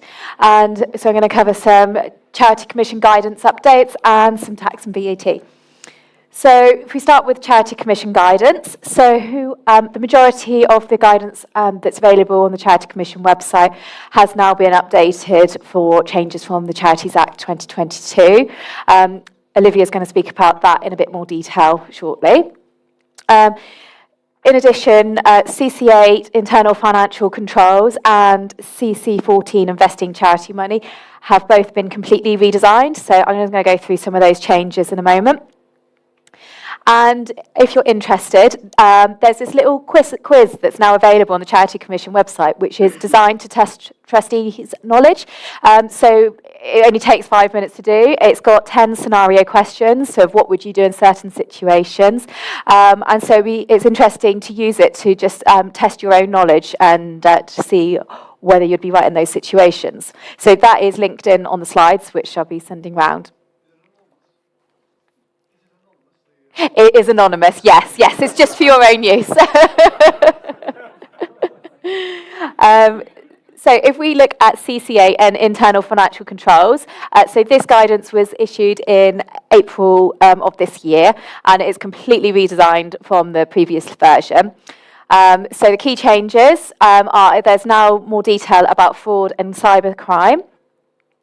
There's information now in there about digital payment systems, and corruption and bribery are now identified as specific operational risks that need to be considered. There's a lot more detail about internal audit and how that might be able to help with your organisation. And there's a redesigned controls checklist, which again I've linked into the slides. This is a useful tool that you can use to assess, firstly, what controls you have in your organisation and how they compare to the guidance, or what controls might be missing. So the new guidance is broken down into sections, which actually does make it a lot easier to use, so you can dip in and out of the sections that are relevant for you. So it covers banking, income, expenditure, payments to related parties, assets and investments, and loans. And hospitality, and including gifts. So just as a reminder, so who is responsible for your internal financial controls? So the guidance clearly states that you can delegate this work, the detailed work, to either management or to one particular trustee. But you need to keep in mind that even if you're not the one who's been delegated the detailed work, all trustees remain equally responsible for ensuring that your financial controls are, one, designed correctly and monitored. So as a recap, regardless of your size, all charities should have internal financial controls. What those look like will depend upon the size of your organisation, the activities that you are carrying out, and the areas in which you operate. So if you're a larger charity is going to obviously have a substantial larger number of financial controls where you've got a finance team who have access to bank accounts and things, or if you are working with overseas organisations where you need to be monitoring to make sure that those monies are reaching the correct destination. So your financial controls need to cover all of the aspects of how your charity handles its resources. You need to cover GDPR and how you're dealing with personal information. So as I said, it covers the size, depends upon your size and activities. You need to make sure that you have relevant training on those financial controls, and so you need to be training the trustees, your staff and your volunteers in your internal financial controls. That training needs to include how any suspected abuse or any concerns can be raised, and with that there needs to be a mechanism where those concerns can be raised directly to the trustees if necessary. And there needs to be no way that anybody in the organisation can override those controls, be that the management or the trustees. And by making sure there's no capacity for overriding controls, actually gives management and trustees more protection themselves, because it reduces any doubt over their actions. So the internal financial controls should be regularly reviewed. That is the controls that you actually have in place, and monitoring of those controls to make sure that they are being carried out as they should. So some of the key new things within the guidance. So firstly is online banking. It specifically states within the new guidance that dual authorisation is required for online banking for charities. So this is where one person goes on and designs the payment, and the second person, a different person, goes on to approve it before the payment is made. Now, the Charity Commission has recognised that this is a major issue for charities because banks don't really support this. So recently, the Chief Executive of the Charity Commission for England and Wales, Scotland and Northern Ireland together wrote an open letter to the UK, all of the UK banking institutions, to highlight the issues that charities have, and that they are unable to meet the required financial controls. So the issues that they have highlighted to the banks are about accounts being closed for long periods, the fact that there's a reduction in the banking services, so that there's no longer bank branches or bank managers. There's even poor customer service, administrative delays, and basically online banking does not match the way that charities operate. So hopefully, I think this was last month that this letter was issued. So hopefully this will help the banks to realise what they need to do to help improve the banking system for charities. They also, within this letter, highlighted some of the things that charities have ended up having to do, which aren't best practice, as a result of this. So, I've seen this where charities have large unsecured cash reserves sitting in one financial institution, which is then in excess of the financial services protection levels, because they can't open another account where they'd be able to access those funds. Also, I've seen this as well, where trustees have been forced, especially during COVID, where online banking payments were necessary. They were forced to use their own bank accounts to make payments and then reclaim the money after. And obviously, this is not best practice for the charity, but it was required in order to continue operating. So another new area, which wasn't touched on in the previous guidance, is crypto assets. So crypto assets are cryptocurrencies and NFTs, which are non-fungible tokens. So these are digital representations of value or rights that use blockchain technology. So the new guidance highlights that before you accept, this might not be something you're ever going to receive, but it's a growing area. So if you are offered a donation, before you accept that donation of a crypto asset, you need to understand the risks. So the risks obviously involved are they've got very volatile values, the more risk of fraud or theft, and that there's a lack of protection compared to traditional currencies because it's not regulated. And there could be difficulties in tracing donors. So with crypto assets, large donations can be made without, which are completely anonymous, but as a charity, you're required to know where those donations are coming from. And then also there's the limitations on using any crypto assets. Obviously, few retailers actually accept those as payments. So the guidance states that you need to make sure that if you are going to involved within crypto assets, you need to have the expertise to manage those risks and adopt a policy. And that policy needs to cover accepting, refusing, using and converting those crypto assets.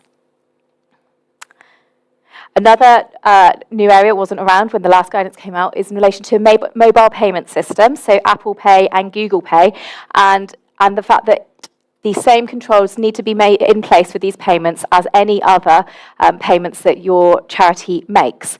So obviously, because under these systems, you can just go and pay using your thumbprint, your face, or even just your watch to make payments. And it's just being aware that you need to have a policy in place of this, because any person within your organisation who has a bank card for the charity potentially could set up Apple Pay or Google Pay on their devices with that bank card.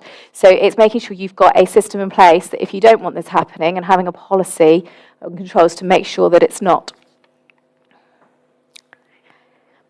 Okay, so the other piece of redesigned guidance is CC14, investing charity money. So obviously, as a recap, your principal duty as trustees is to further your charity's purposes. And so any investments decisions made also need to be to further your purposes. So also, any investment decisions also need to follow the principles of good decision making. So I've linked those in here. So those aren't within this new guidance. Those are the principles of good decision making that any decision that your charity makes needs to follow. And it also clarifies you need to ensure you are complying with investment powers. So those are the investment powers that are either within law or within your governing document. So if you are investing any money, make sure you're checking your governing document to see whether there's any limitations on what you can and can't invest in. And with all of your policies, make sure you're keeping your investment approach under regular review for any changes that should be made. So just overall, all investments need to be within your charity's best interests. This is looking at not just what is best for your charity today. It's about fulfilling those purposes for those current beneficiaries and those future beneficiaries. And it's not about just preserving your charity for the charity's own sake.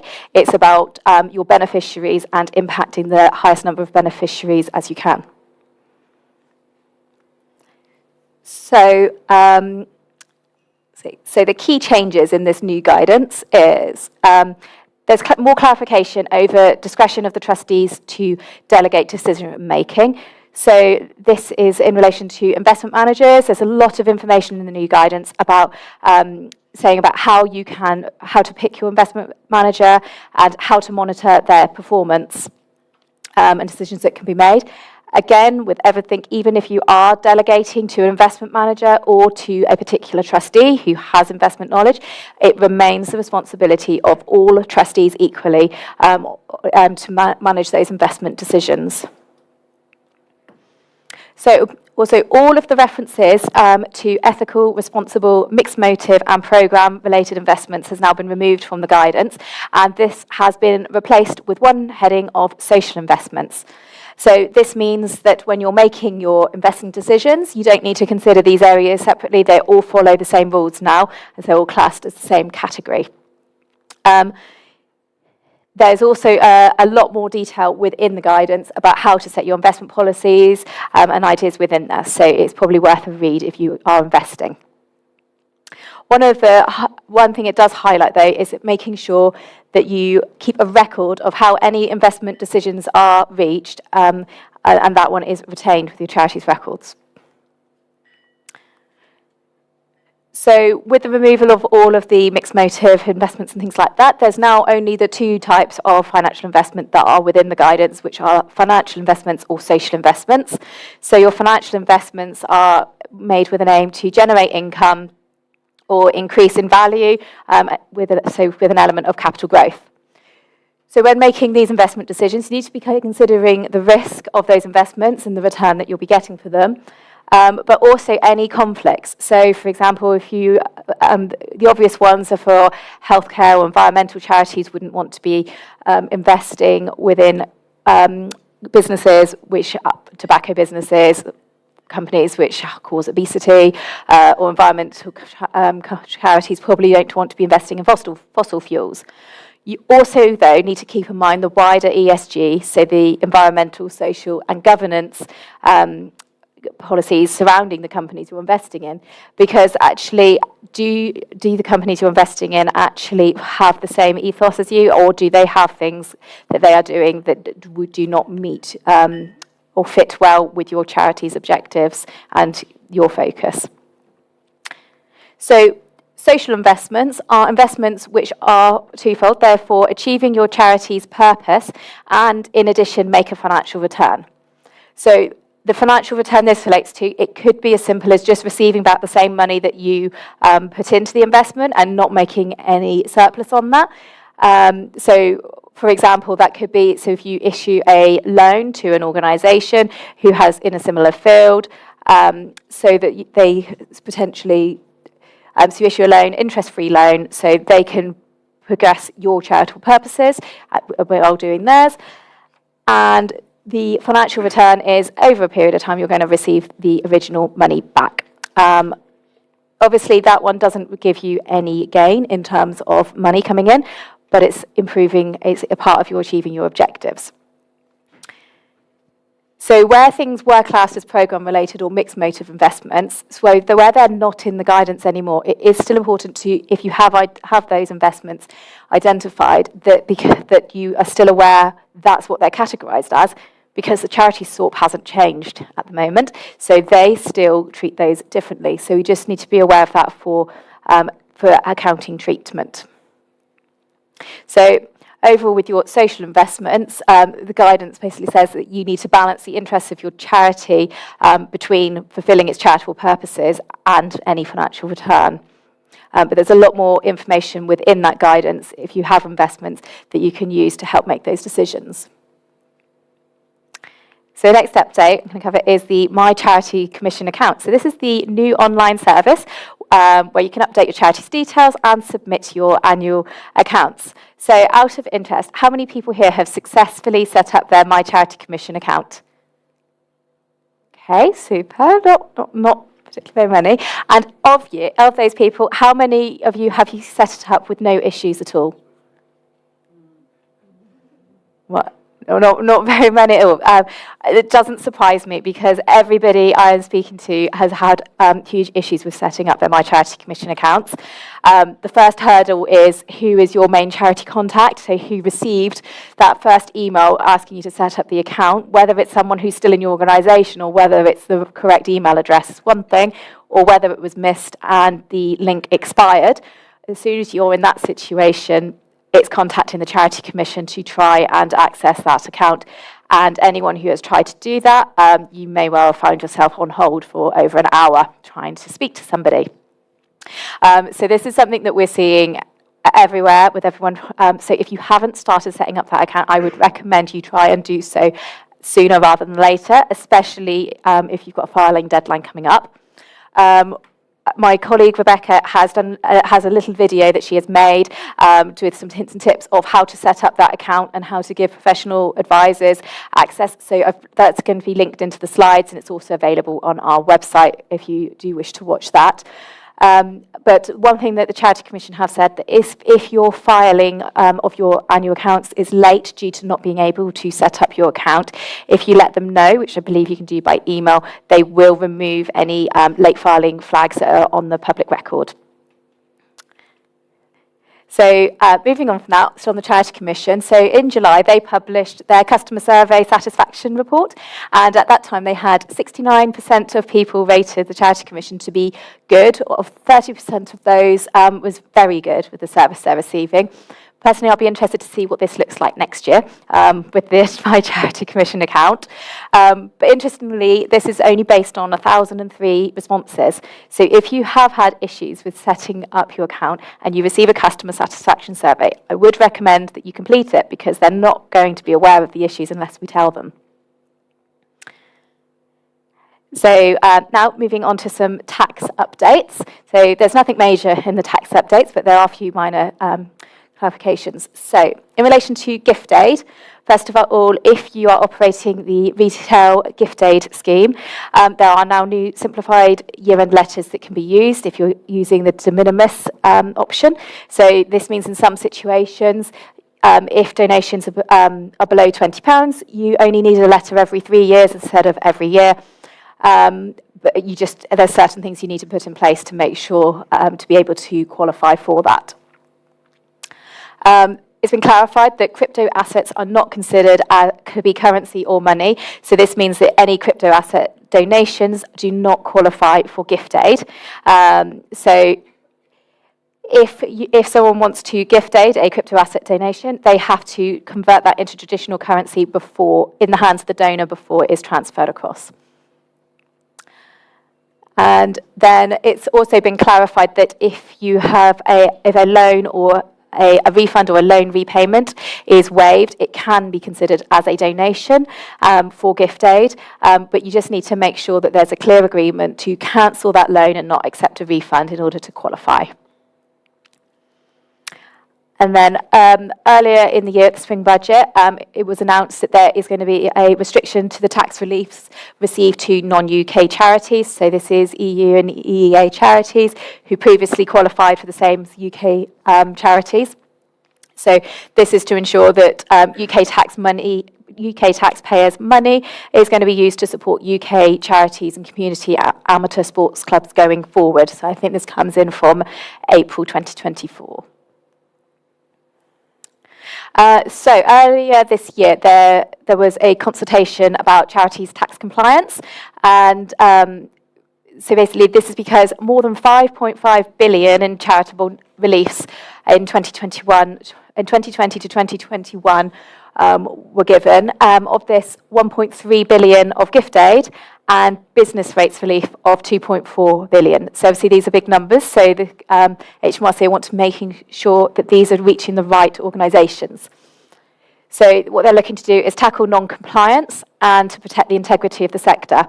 And there's 4 main areas that they've looked at in this consultation of where they can tighten up the rules for non-compliance. The first one is in relation to tainted charity donations. So these rules are there to prevent donors receiving a financial advantage from a donation. So this doesn't cover gift aid. So gift aid is fine as long as you're within those gift aid benefit limits. But so they only fall in as a tainted donation if all 3 of these conditions are met about the donation and benefit being connected. I won't go through those, but I will show you an example. So an example where at the moment that can fall through is where a donor makes a significant donation to a charity. The donor and the charity both get tax relief on that donation, and then that donation could be reinvested back into a company controlled by the donor. So in that situation, the charity is not getting any benefit out of that apart from the tax relief on the gift aid.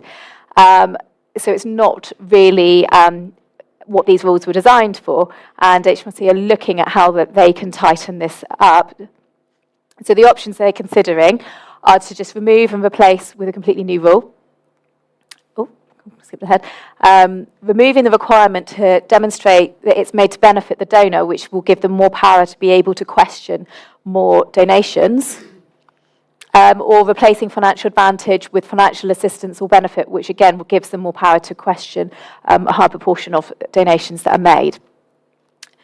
So obviously, if you're not having these donations where you're getting benefit, it's not going to affect you, but it is going to be a good thing if they bring it in, which means that the tax reliefs are reaching the right organisations.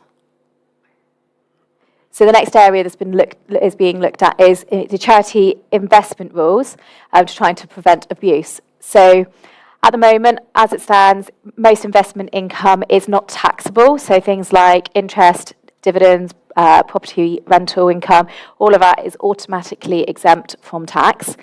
So, however, cases have been seen where, for example, a foreign property was purchased by a charity, which was used as a holiday home by the trustees.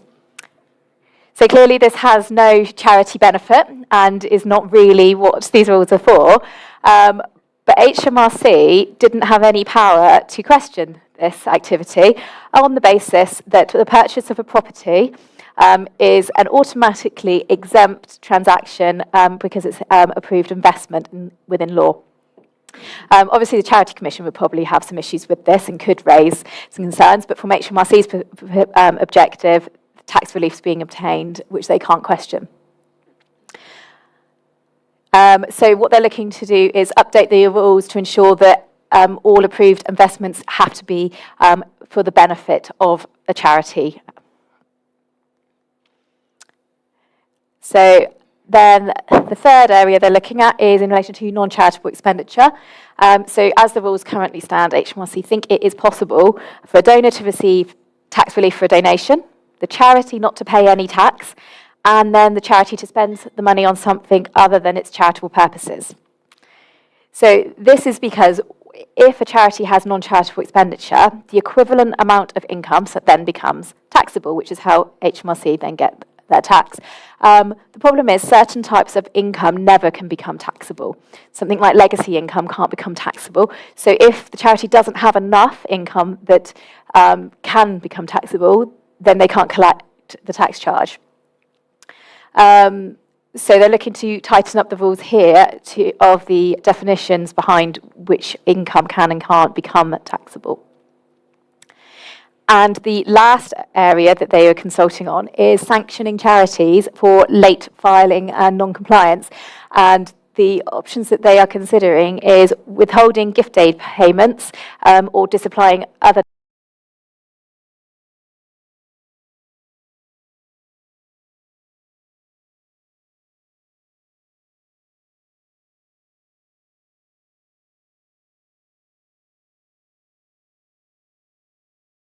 of specific exemptions available to charities for certain income streams. So it is always worth checking the guidance or seeking professional advice. So that's the end of my update, and I'm going to pass you over to Olivia now to give you an update on the Charities Act implementation.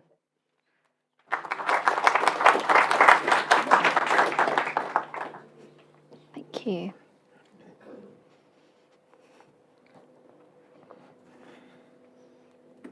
Right. Hello. I'm Olivia Miller. I'm a solicitor in the corporate and charities team. Can you hear me okay? No. Okay. Is that better? Fab. Hello, I'm Olivia Miller. I'm a solicitor in the corporate and charities team at Stephen Scone. And following on from what Laurie said earlier, we've got very much a multidisciplinary charities team, which includes the corporate side, which is both Laurie and I, and we can assist from property, employment, legacy disputes, and we very much live and breathe being trustees, with 79 of us across the firm actually being current charity trustees. And we also run a giving back scheme, where we give up to 3 days to volunteer with charities and not-for-profits. So the bit that you've all been looking for, I'm going to give you an update on the Charities Act 2022. So the Charities Bill received royal assent on the 24th of February 2022, becoming the Charities Act 2022.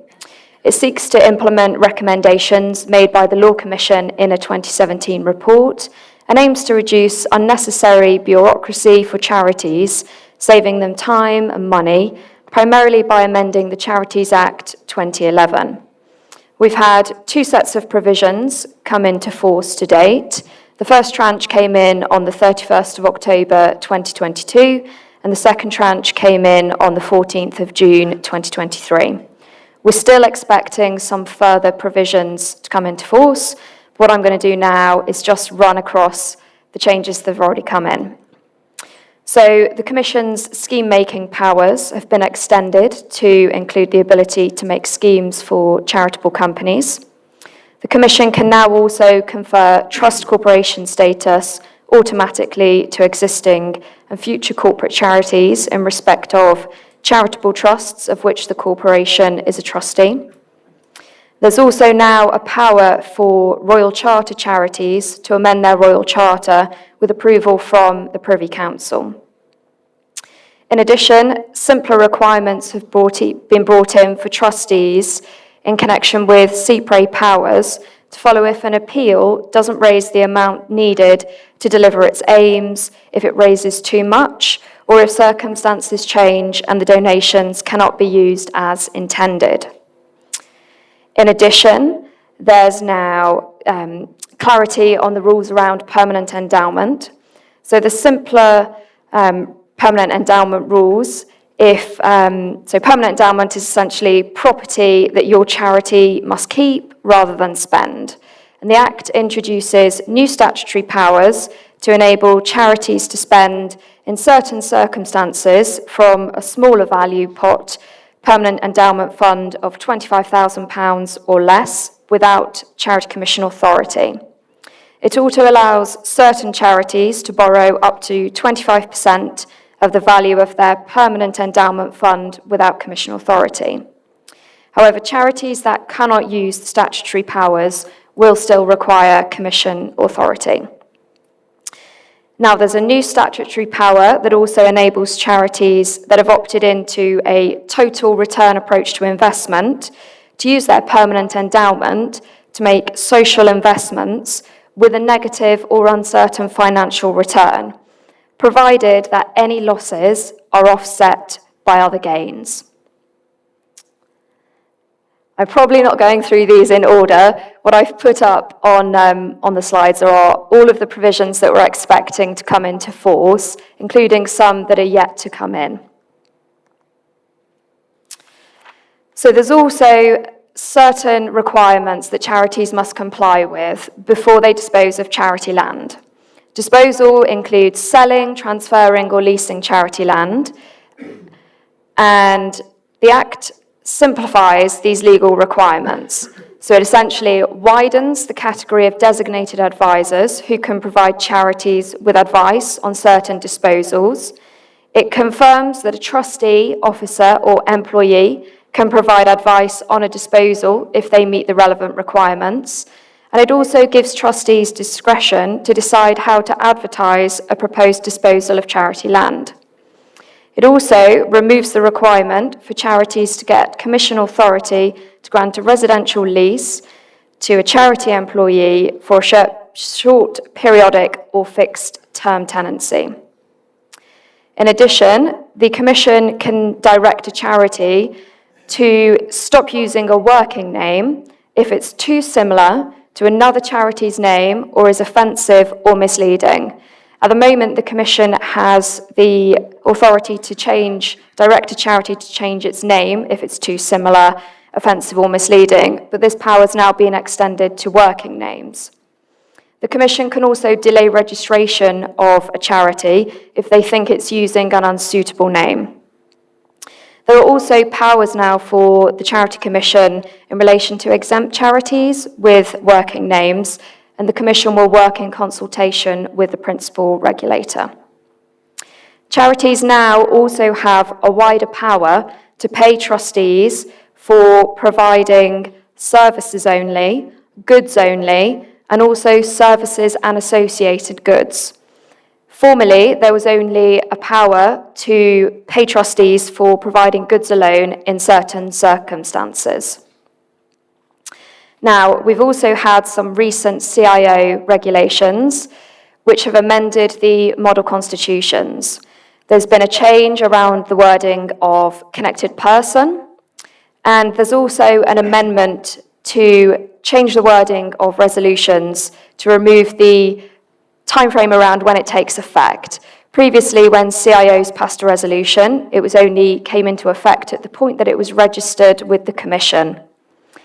These changes are yet to come into force, hopefully early 2024, but the Commission has made the amendments to the model documents already. So if any of you are thinking of moving to a CIO, any applications will need to be on the new model documents, but there's no requirement for existing CIOs to update their constitutions at the moment. So what's still on the way? Well, at the moment, we don't have a date for the third tranche of provisions to come into force. It's hoped that it will be early 2024. We're looking to see some more provisions around land disposals with liquidators, administrators, and mortgagees. We're looking to hopefully see some changes in the wording for statements and certificates for disposal of land, and the Commission is working in consultation with the Land Registry at the moment. There's also going to be additional powers for the Commission ratifying the appointment of trustees. And hopefully we'll be seeing a change around charity legacies and mergers. At the moment, we've got a system which means charities often have to keep the former charity on the register to ensure that it keeps receiving any legacies. With this implementation, it will mean that the former charity can now be closed and it can be removed off the register, and it will still be able to receive legacies, but in the new merged entity. I would suggest that you all keep checking the Charity Commission website for the next update and when we can expect those provisions to come into force. I'd also encourage you to sign up to our charity newsletter, and we will circulate a link with these slides so that you can all sign up to that if you'd like to. And that's it, really. I will now hand you over to Federica. Thank you.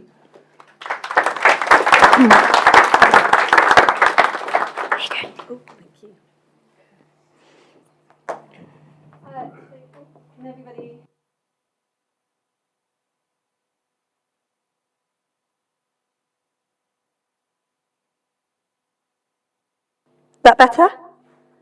That better at all? Oh, we'll do it. Hello? Can everyone hear me at the back yet? No? Oh, some can and some can't. So, that better? Perfect. So, I'm Federica Smith-Roberts, and I'm really grateful to Lexi, Sarah, and the AC Mole team for letting me come today and talk to you about refugee aid from Taunton.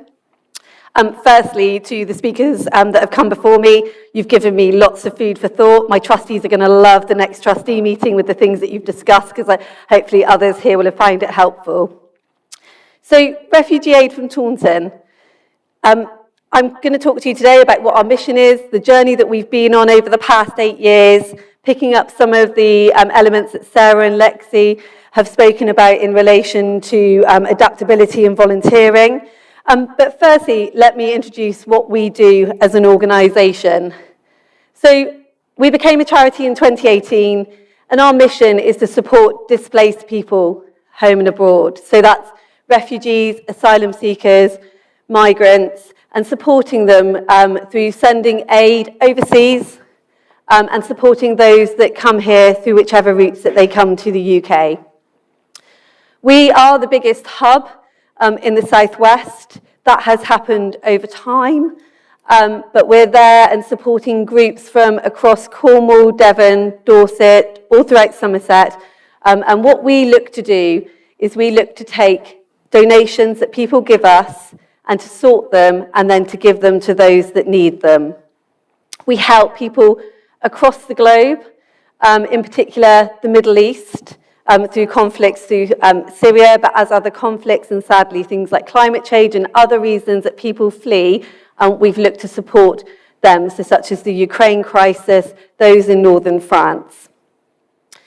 In Taunton, we're based on Unit 4 in Prizewood Industrial Estate. The reason I put that Somerset map up is one of our second objects is that we will tackle deprivation locally. And we've heard this morning around how charities need to pivot, and we've heard about the cost of living crisis. And so by having that as one of our objects, we've looked to pivot in the way that we support those locally here in Taunton and the wider Somerset area. And our third mission or object was about reducing the impact on the environment of consumerism. I take physical aid into our warehouse, and I have never seen, which helps us, don't get me wrong, I love receiving donations, but the amount of consumerism that we see from people giving us items that are brand new with tag or just that they have worn once is incredible. We have sent 580 shipments abroad, and a shipment is a Mercedes Sprinter van for context. So probably would be about the size of probably 3/4 of this space here, taller than me, and we fill it with boxes of clothes. So if you can imagine what 580 of those van loads of suitable aid, so that's those that are living particularly in tents, in waterlogged, wet environments throughout Europe, what they need, so that's just the items that we need, it is a huge amount. So one of the challenges when I founded the charity 8 years ago was around making use of those donations, and then also how is it that we're funded. So I show here the different ways in which that we look to support ourselves and also tackle that consumerism that we face. So I have a Vinted account, we have an eBay account, and we have an Instagram account in order to make use of the donations that aren't suitable for our needs. Or, for example, if you gave me a North Face or a Barbour jacket, They are wonderful. They will keep people warm. However, they are worth about £100, and I need nappies instead, so I will use certain donations to look to fund that. We also support refugees, asylum seekers, and others. And we talked this morning and we heard about the governance arrangements, about what is political and what isn't. That's a very particular line for us to tread as an organisation. And I'll talk a little bit about that later. So this is our journey as a charity. That top picture, August 2015, if I can take you back to probably the BBC or Sky News, it was on our TVs all the time about the conflict in Syria. And I sat in bed one night and I went, I want to help. Didn't quite know what that journey looked like for me or what I was going to do. I just felt that Taunton in particular had a good community ethos, as we can see around this organisation with all the different charities, and that I thought people in Taunton could help and that I could perhaps do something. So I set up a Facebook group, going back to social media. We're a completely voluntary organisation and we completely run off of social media. And I said to my friends, I think I can do something. Add your friends to this group and I'm going to get a load of aid to Calais. Wasn't sure how I was going to get it there. Didn't tell my husband that was lying beside me. I just thought I could make a difference, and if I needed to, I thought I could drive a van and I could probably get across the channel and go and drop it to where it needed to go to support the refugees there. That was my garage within 3 days, and my husband was a bit pulling his hair out because it was all over my house and on the lawn of my front garden. And so it was quickly established that, one, people in Somerset and in Taunton were brilliant and wanted to do something, and that there was an ambition that we could do more. I was extremely fortunate because one of the hats I wear, even still to this day, is that I'm a councillor on Somerset Council. And so I went to the chief executive of Taunton Deane Borough Council at that time and said, you've got a building or a garage that I could perhaps use just so my husband doesn't divorce me, or we might have just been married. I'm trying to think where we were in our relationship then. But so that I literally could still stay married, I needed to find a building. And what happened was that we were giving a fantastic auction house on Firepool. And that then kind of led to the evolving of us as an organisation, because we said, actually, we think there's a need here and that we think that we can do more. So within a year, we did 100 shipments. We were still not a charity at this time. We were just doing things as a great bunch of different people who had kind of the same ambitions.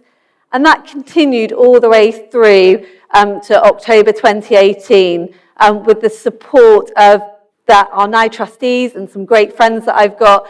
We set up Raft as a charity, which had those 3 ambitions that I spoke to before.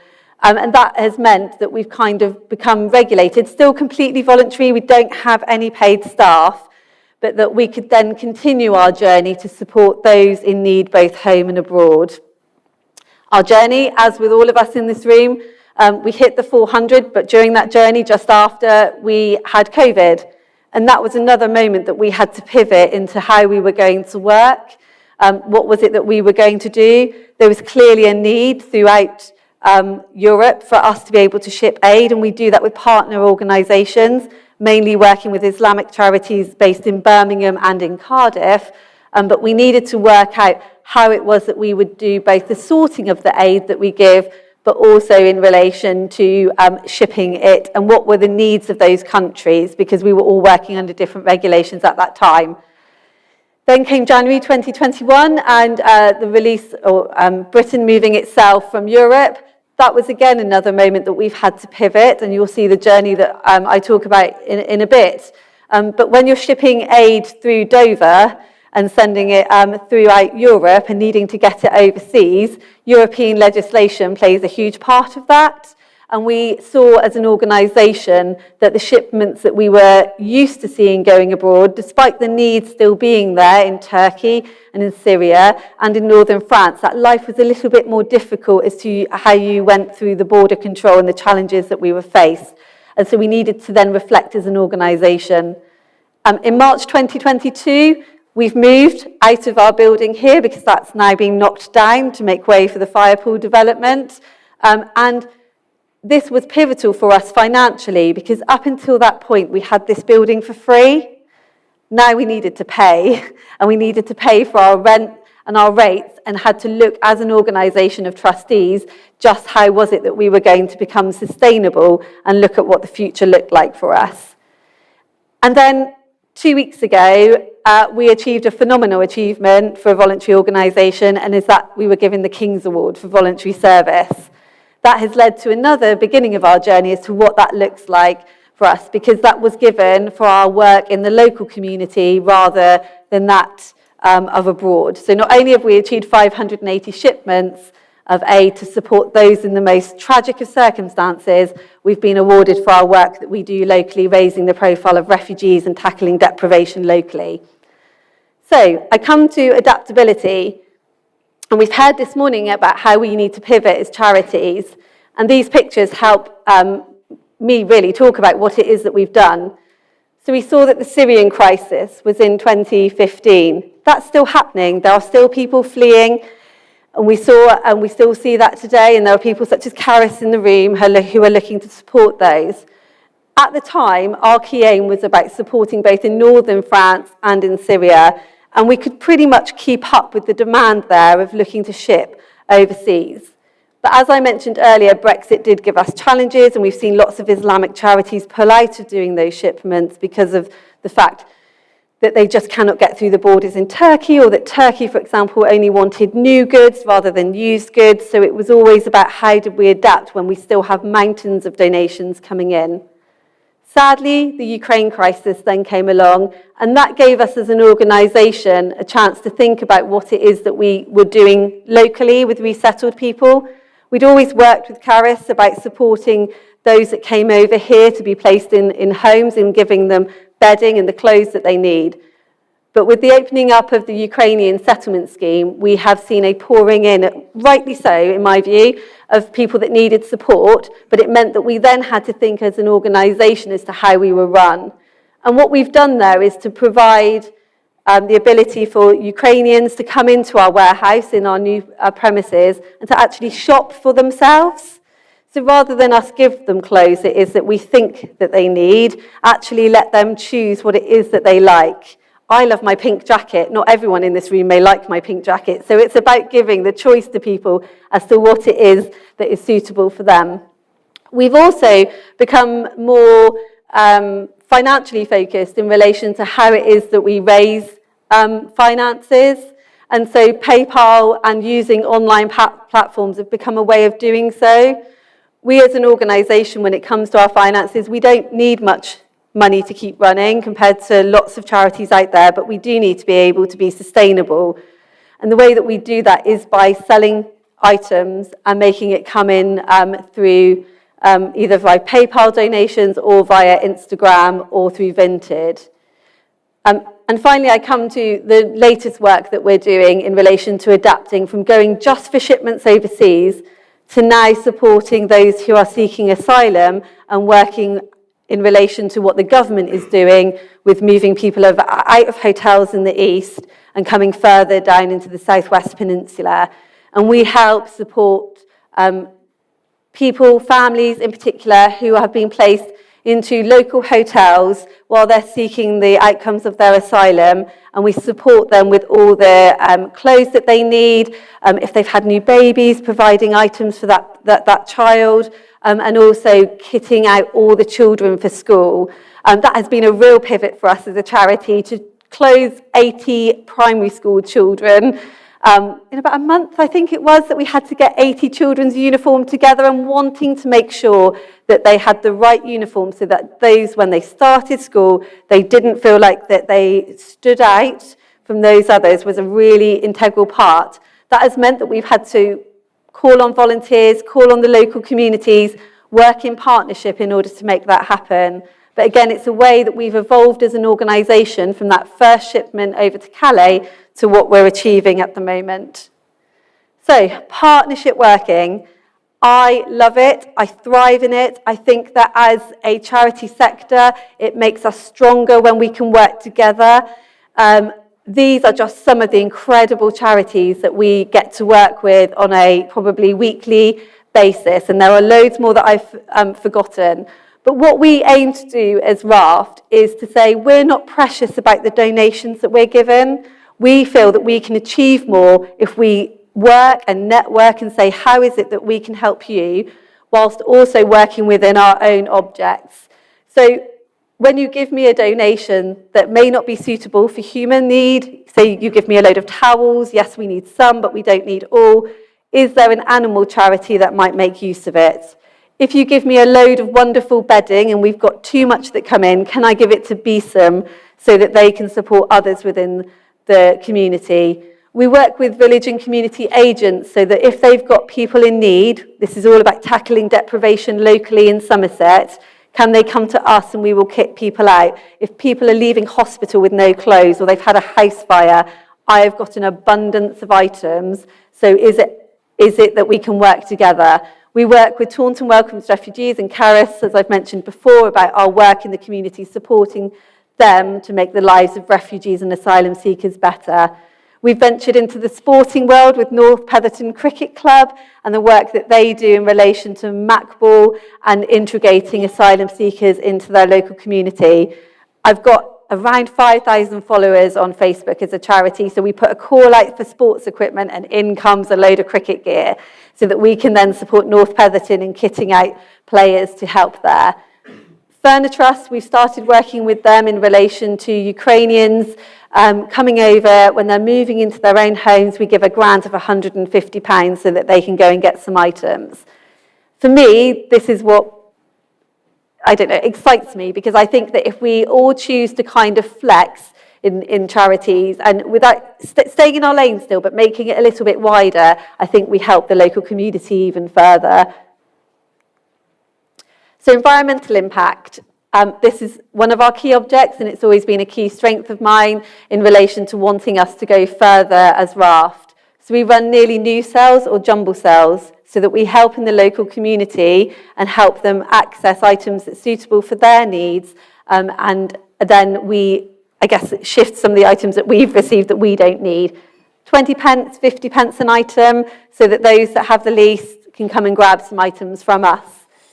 We work with the NHS and in particular have taken tens of tons, hundreds of tons of items that the NHS doesn't want back. It sometimes has a one-use policy that is changing, but then we take items that they no longer need, whether that's, I've had wheelchairs, we've had bathing aids, we've had crutches and walking sticks, and we look to send those abroad so that it can help those. Things like stomas, we work with stoma nurses, and I think they now pass our details out to lots of different residents if they've got the wrong size bag or the wrong size catheter.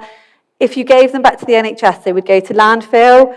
There are huge swathes of refugees, in particularly in Syria and the Middle East, that could make use of those. We look to ship those over to them.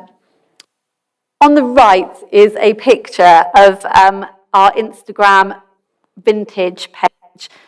It was new to me, vintage clothes wearer, and what we've looked to do is take items, there's I think Liberty there and Laura Ashley, and I think there's some Harvey Nichols long johns. There is a market out there for those items.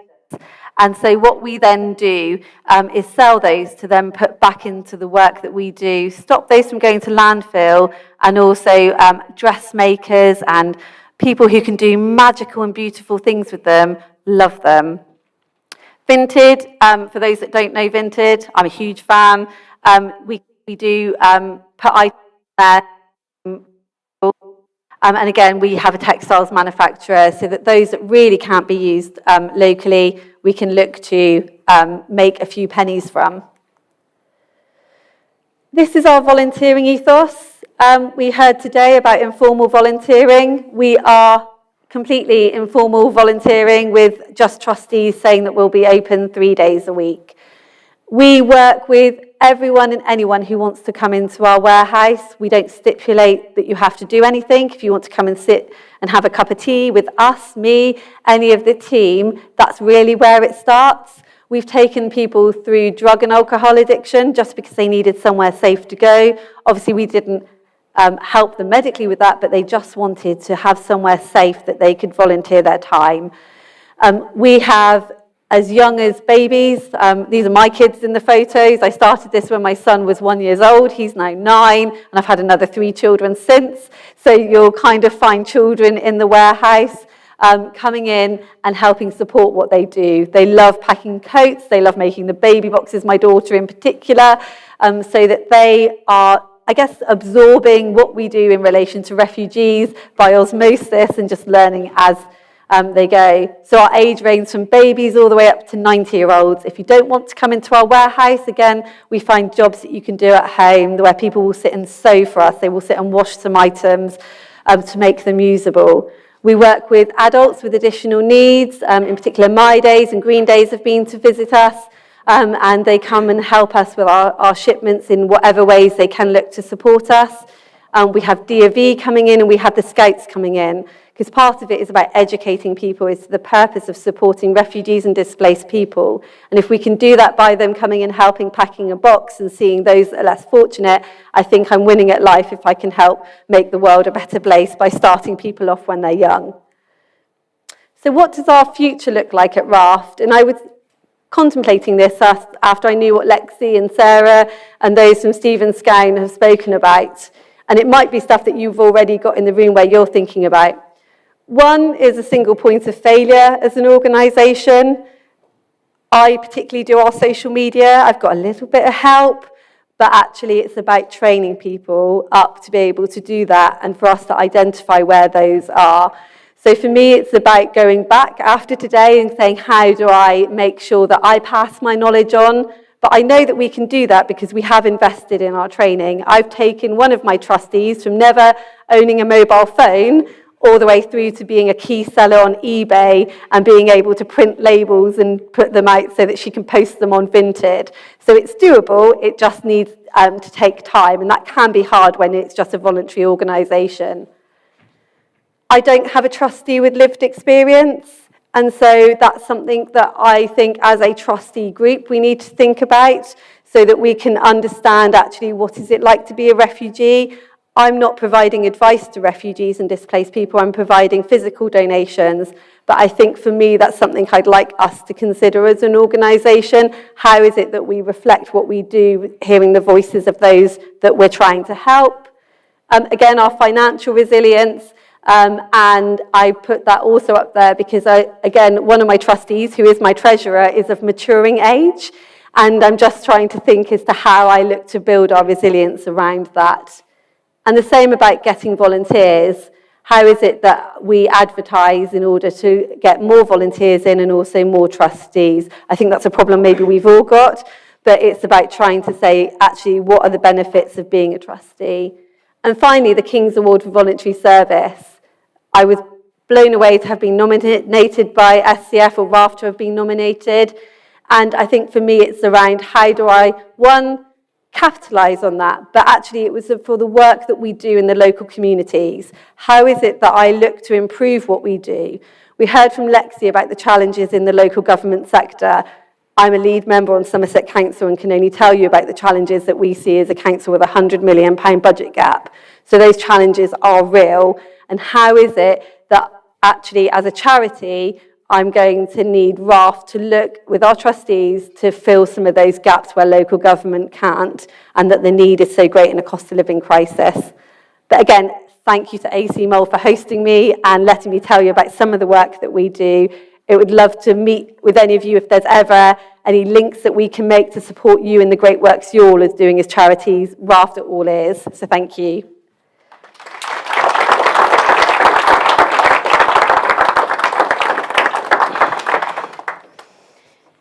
Thank you, Federica. It's wonderful to hear about the journey of your organisation from your garage to your award for voluntary service.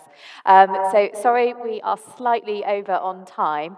So what we'll do is we will skip the Q&A session, but if anyone has got any questions, please grab one of the team during lunch, and we're happy to talk you through with those. But anyway, thank you ever so much for all coming today, and hopefully you've all got something out of that.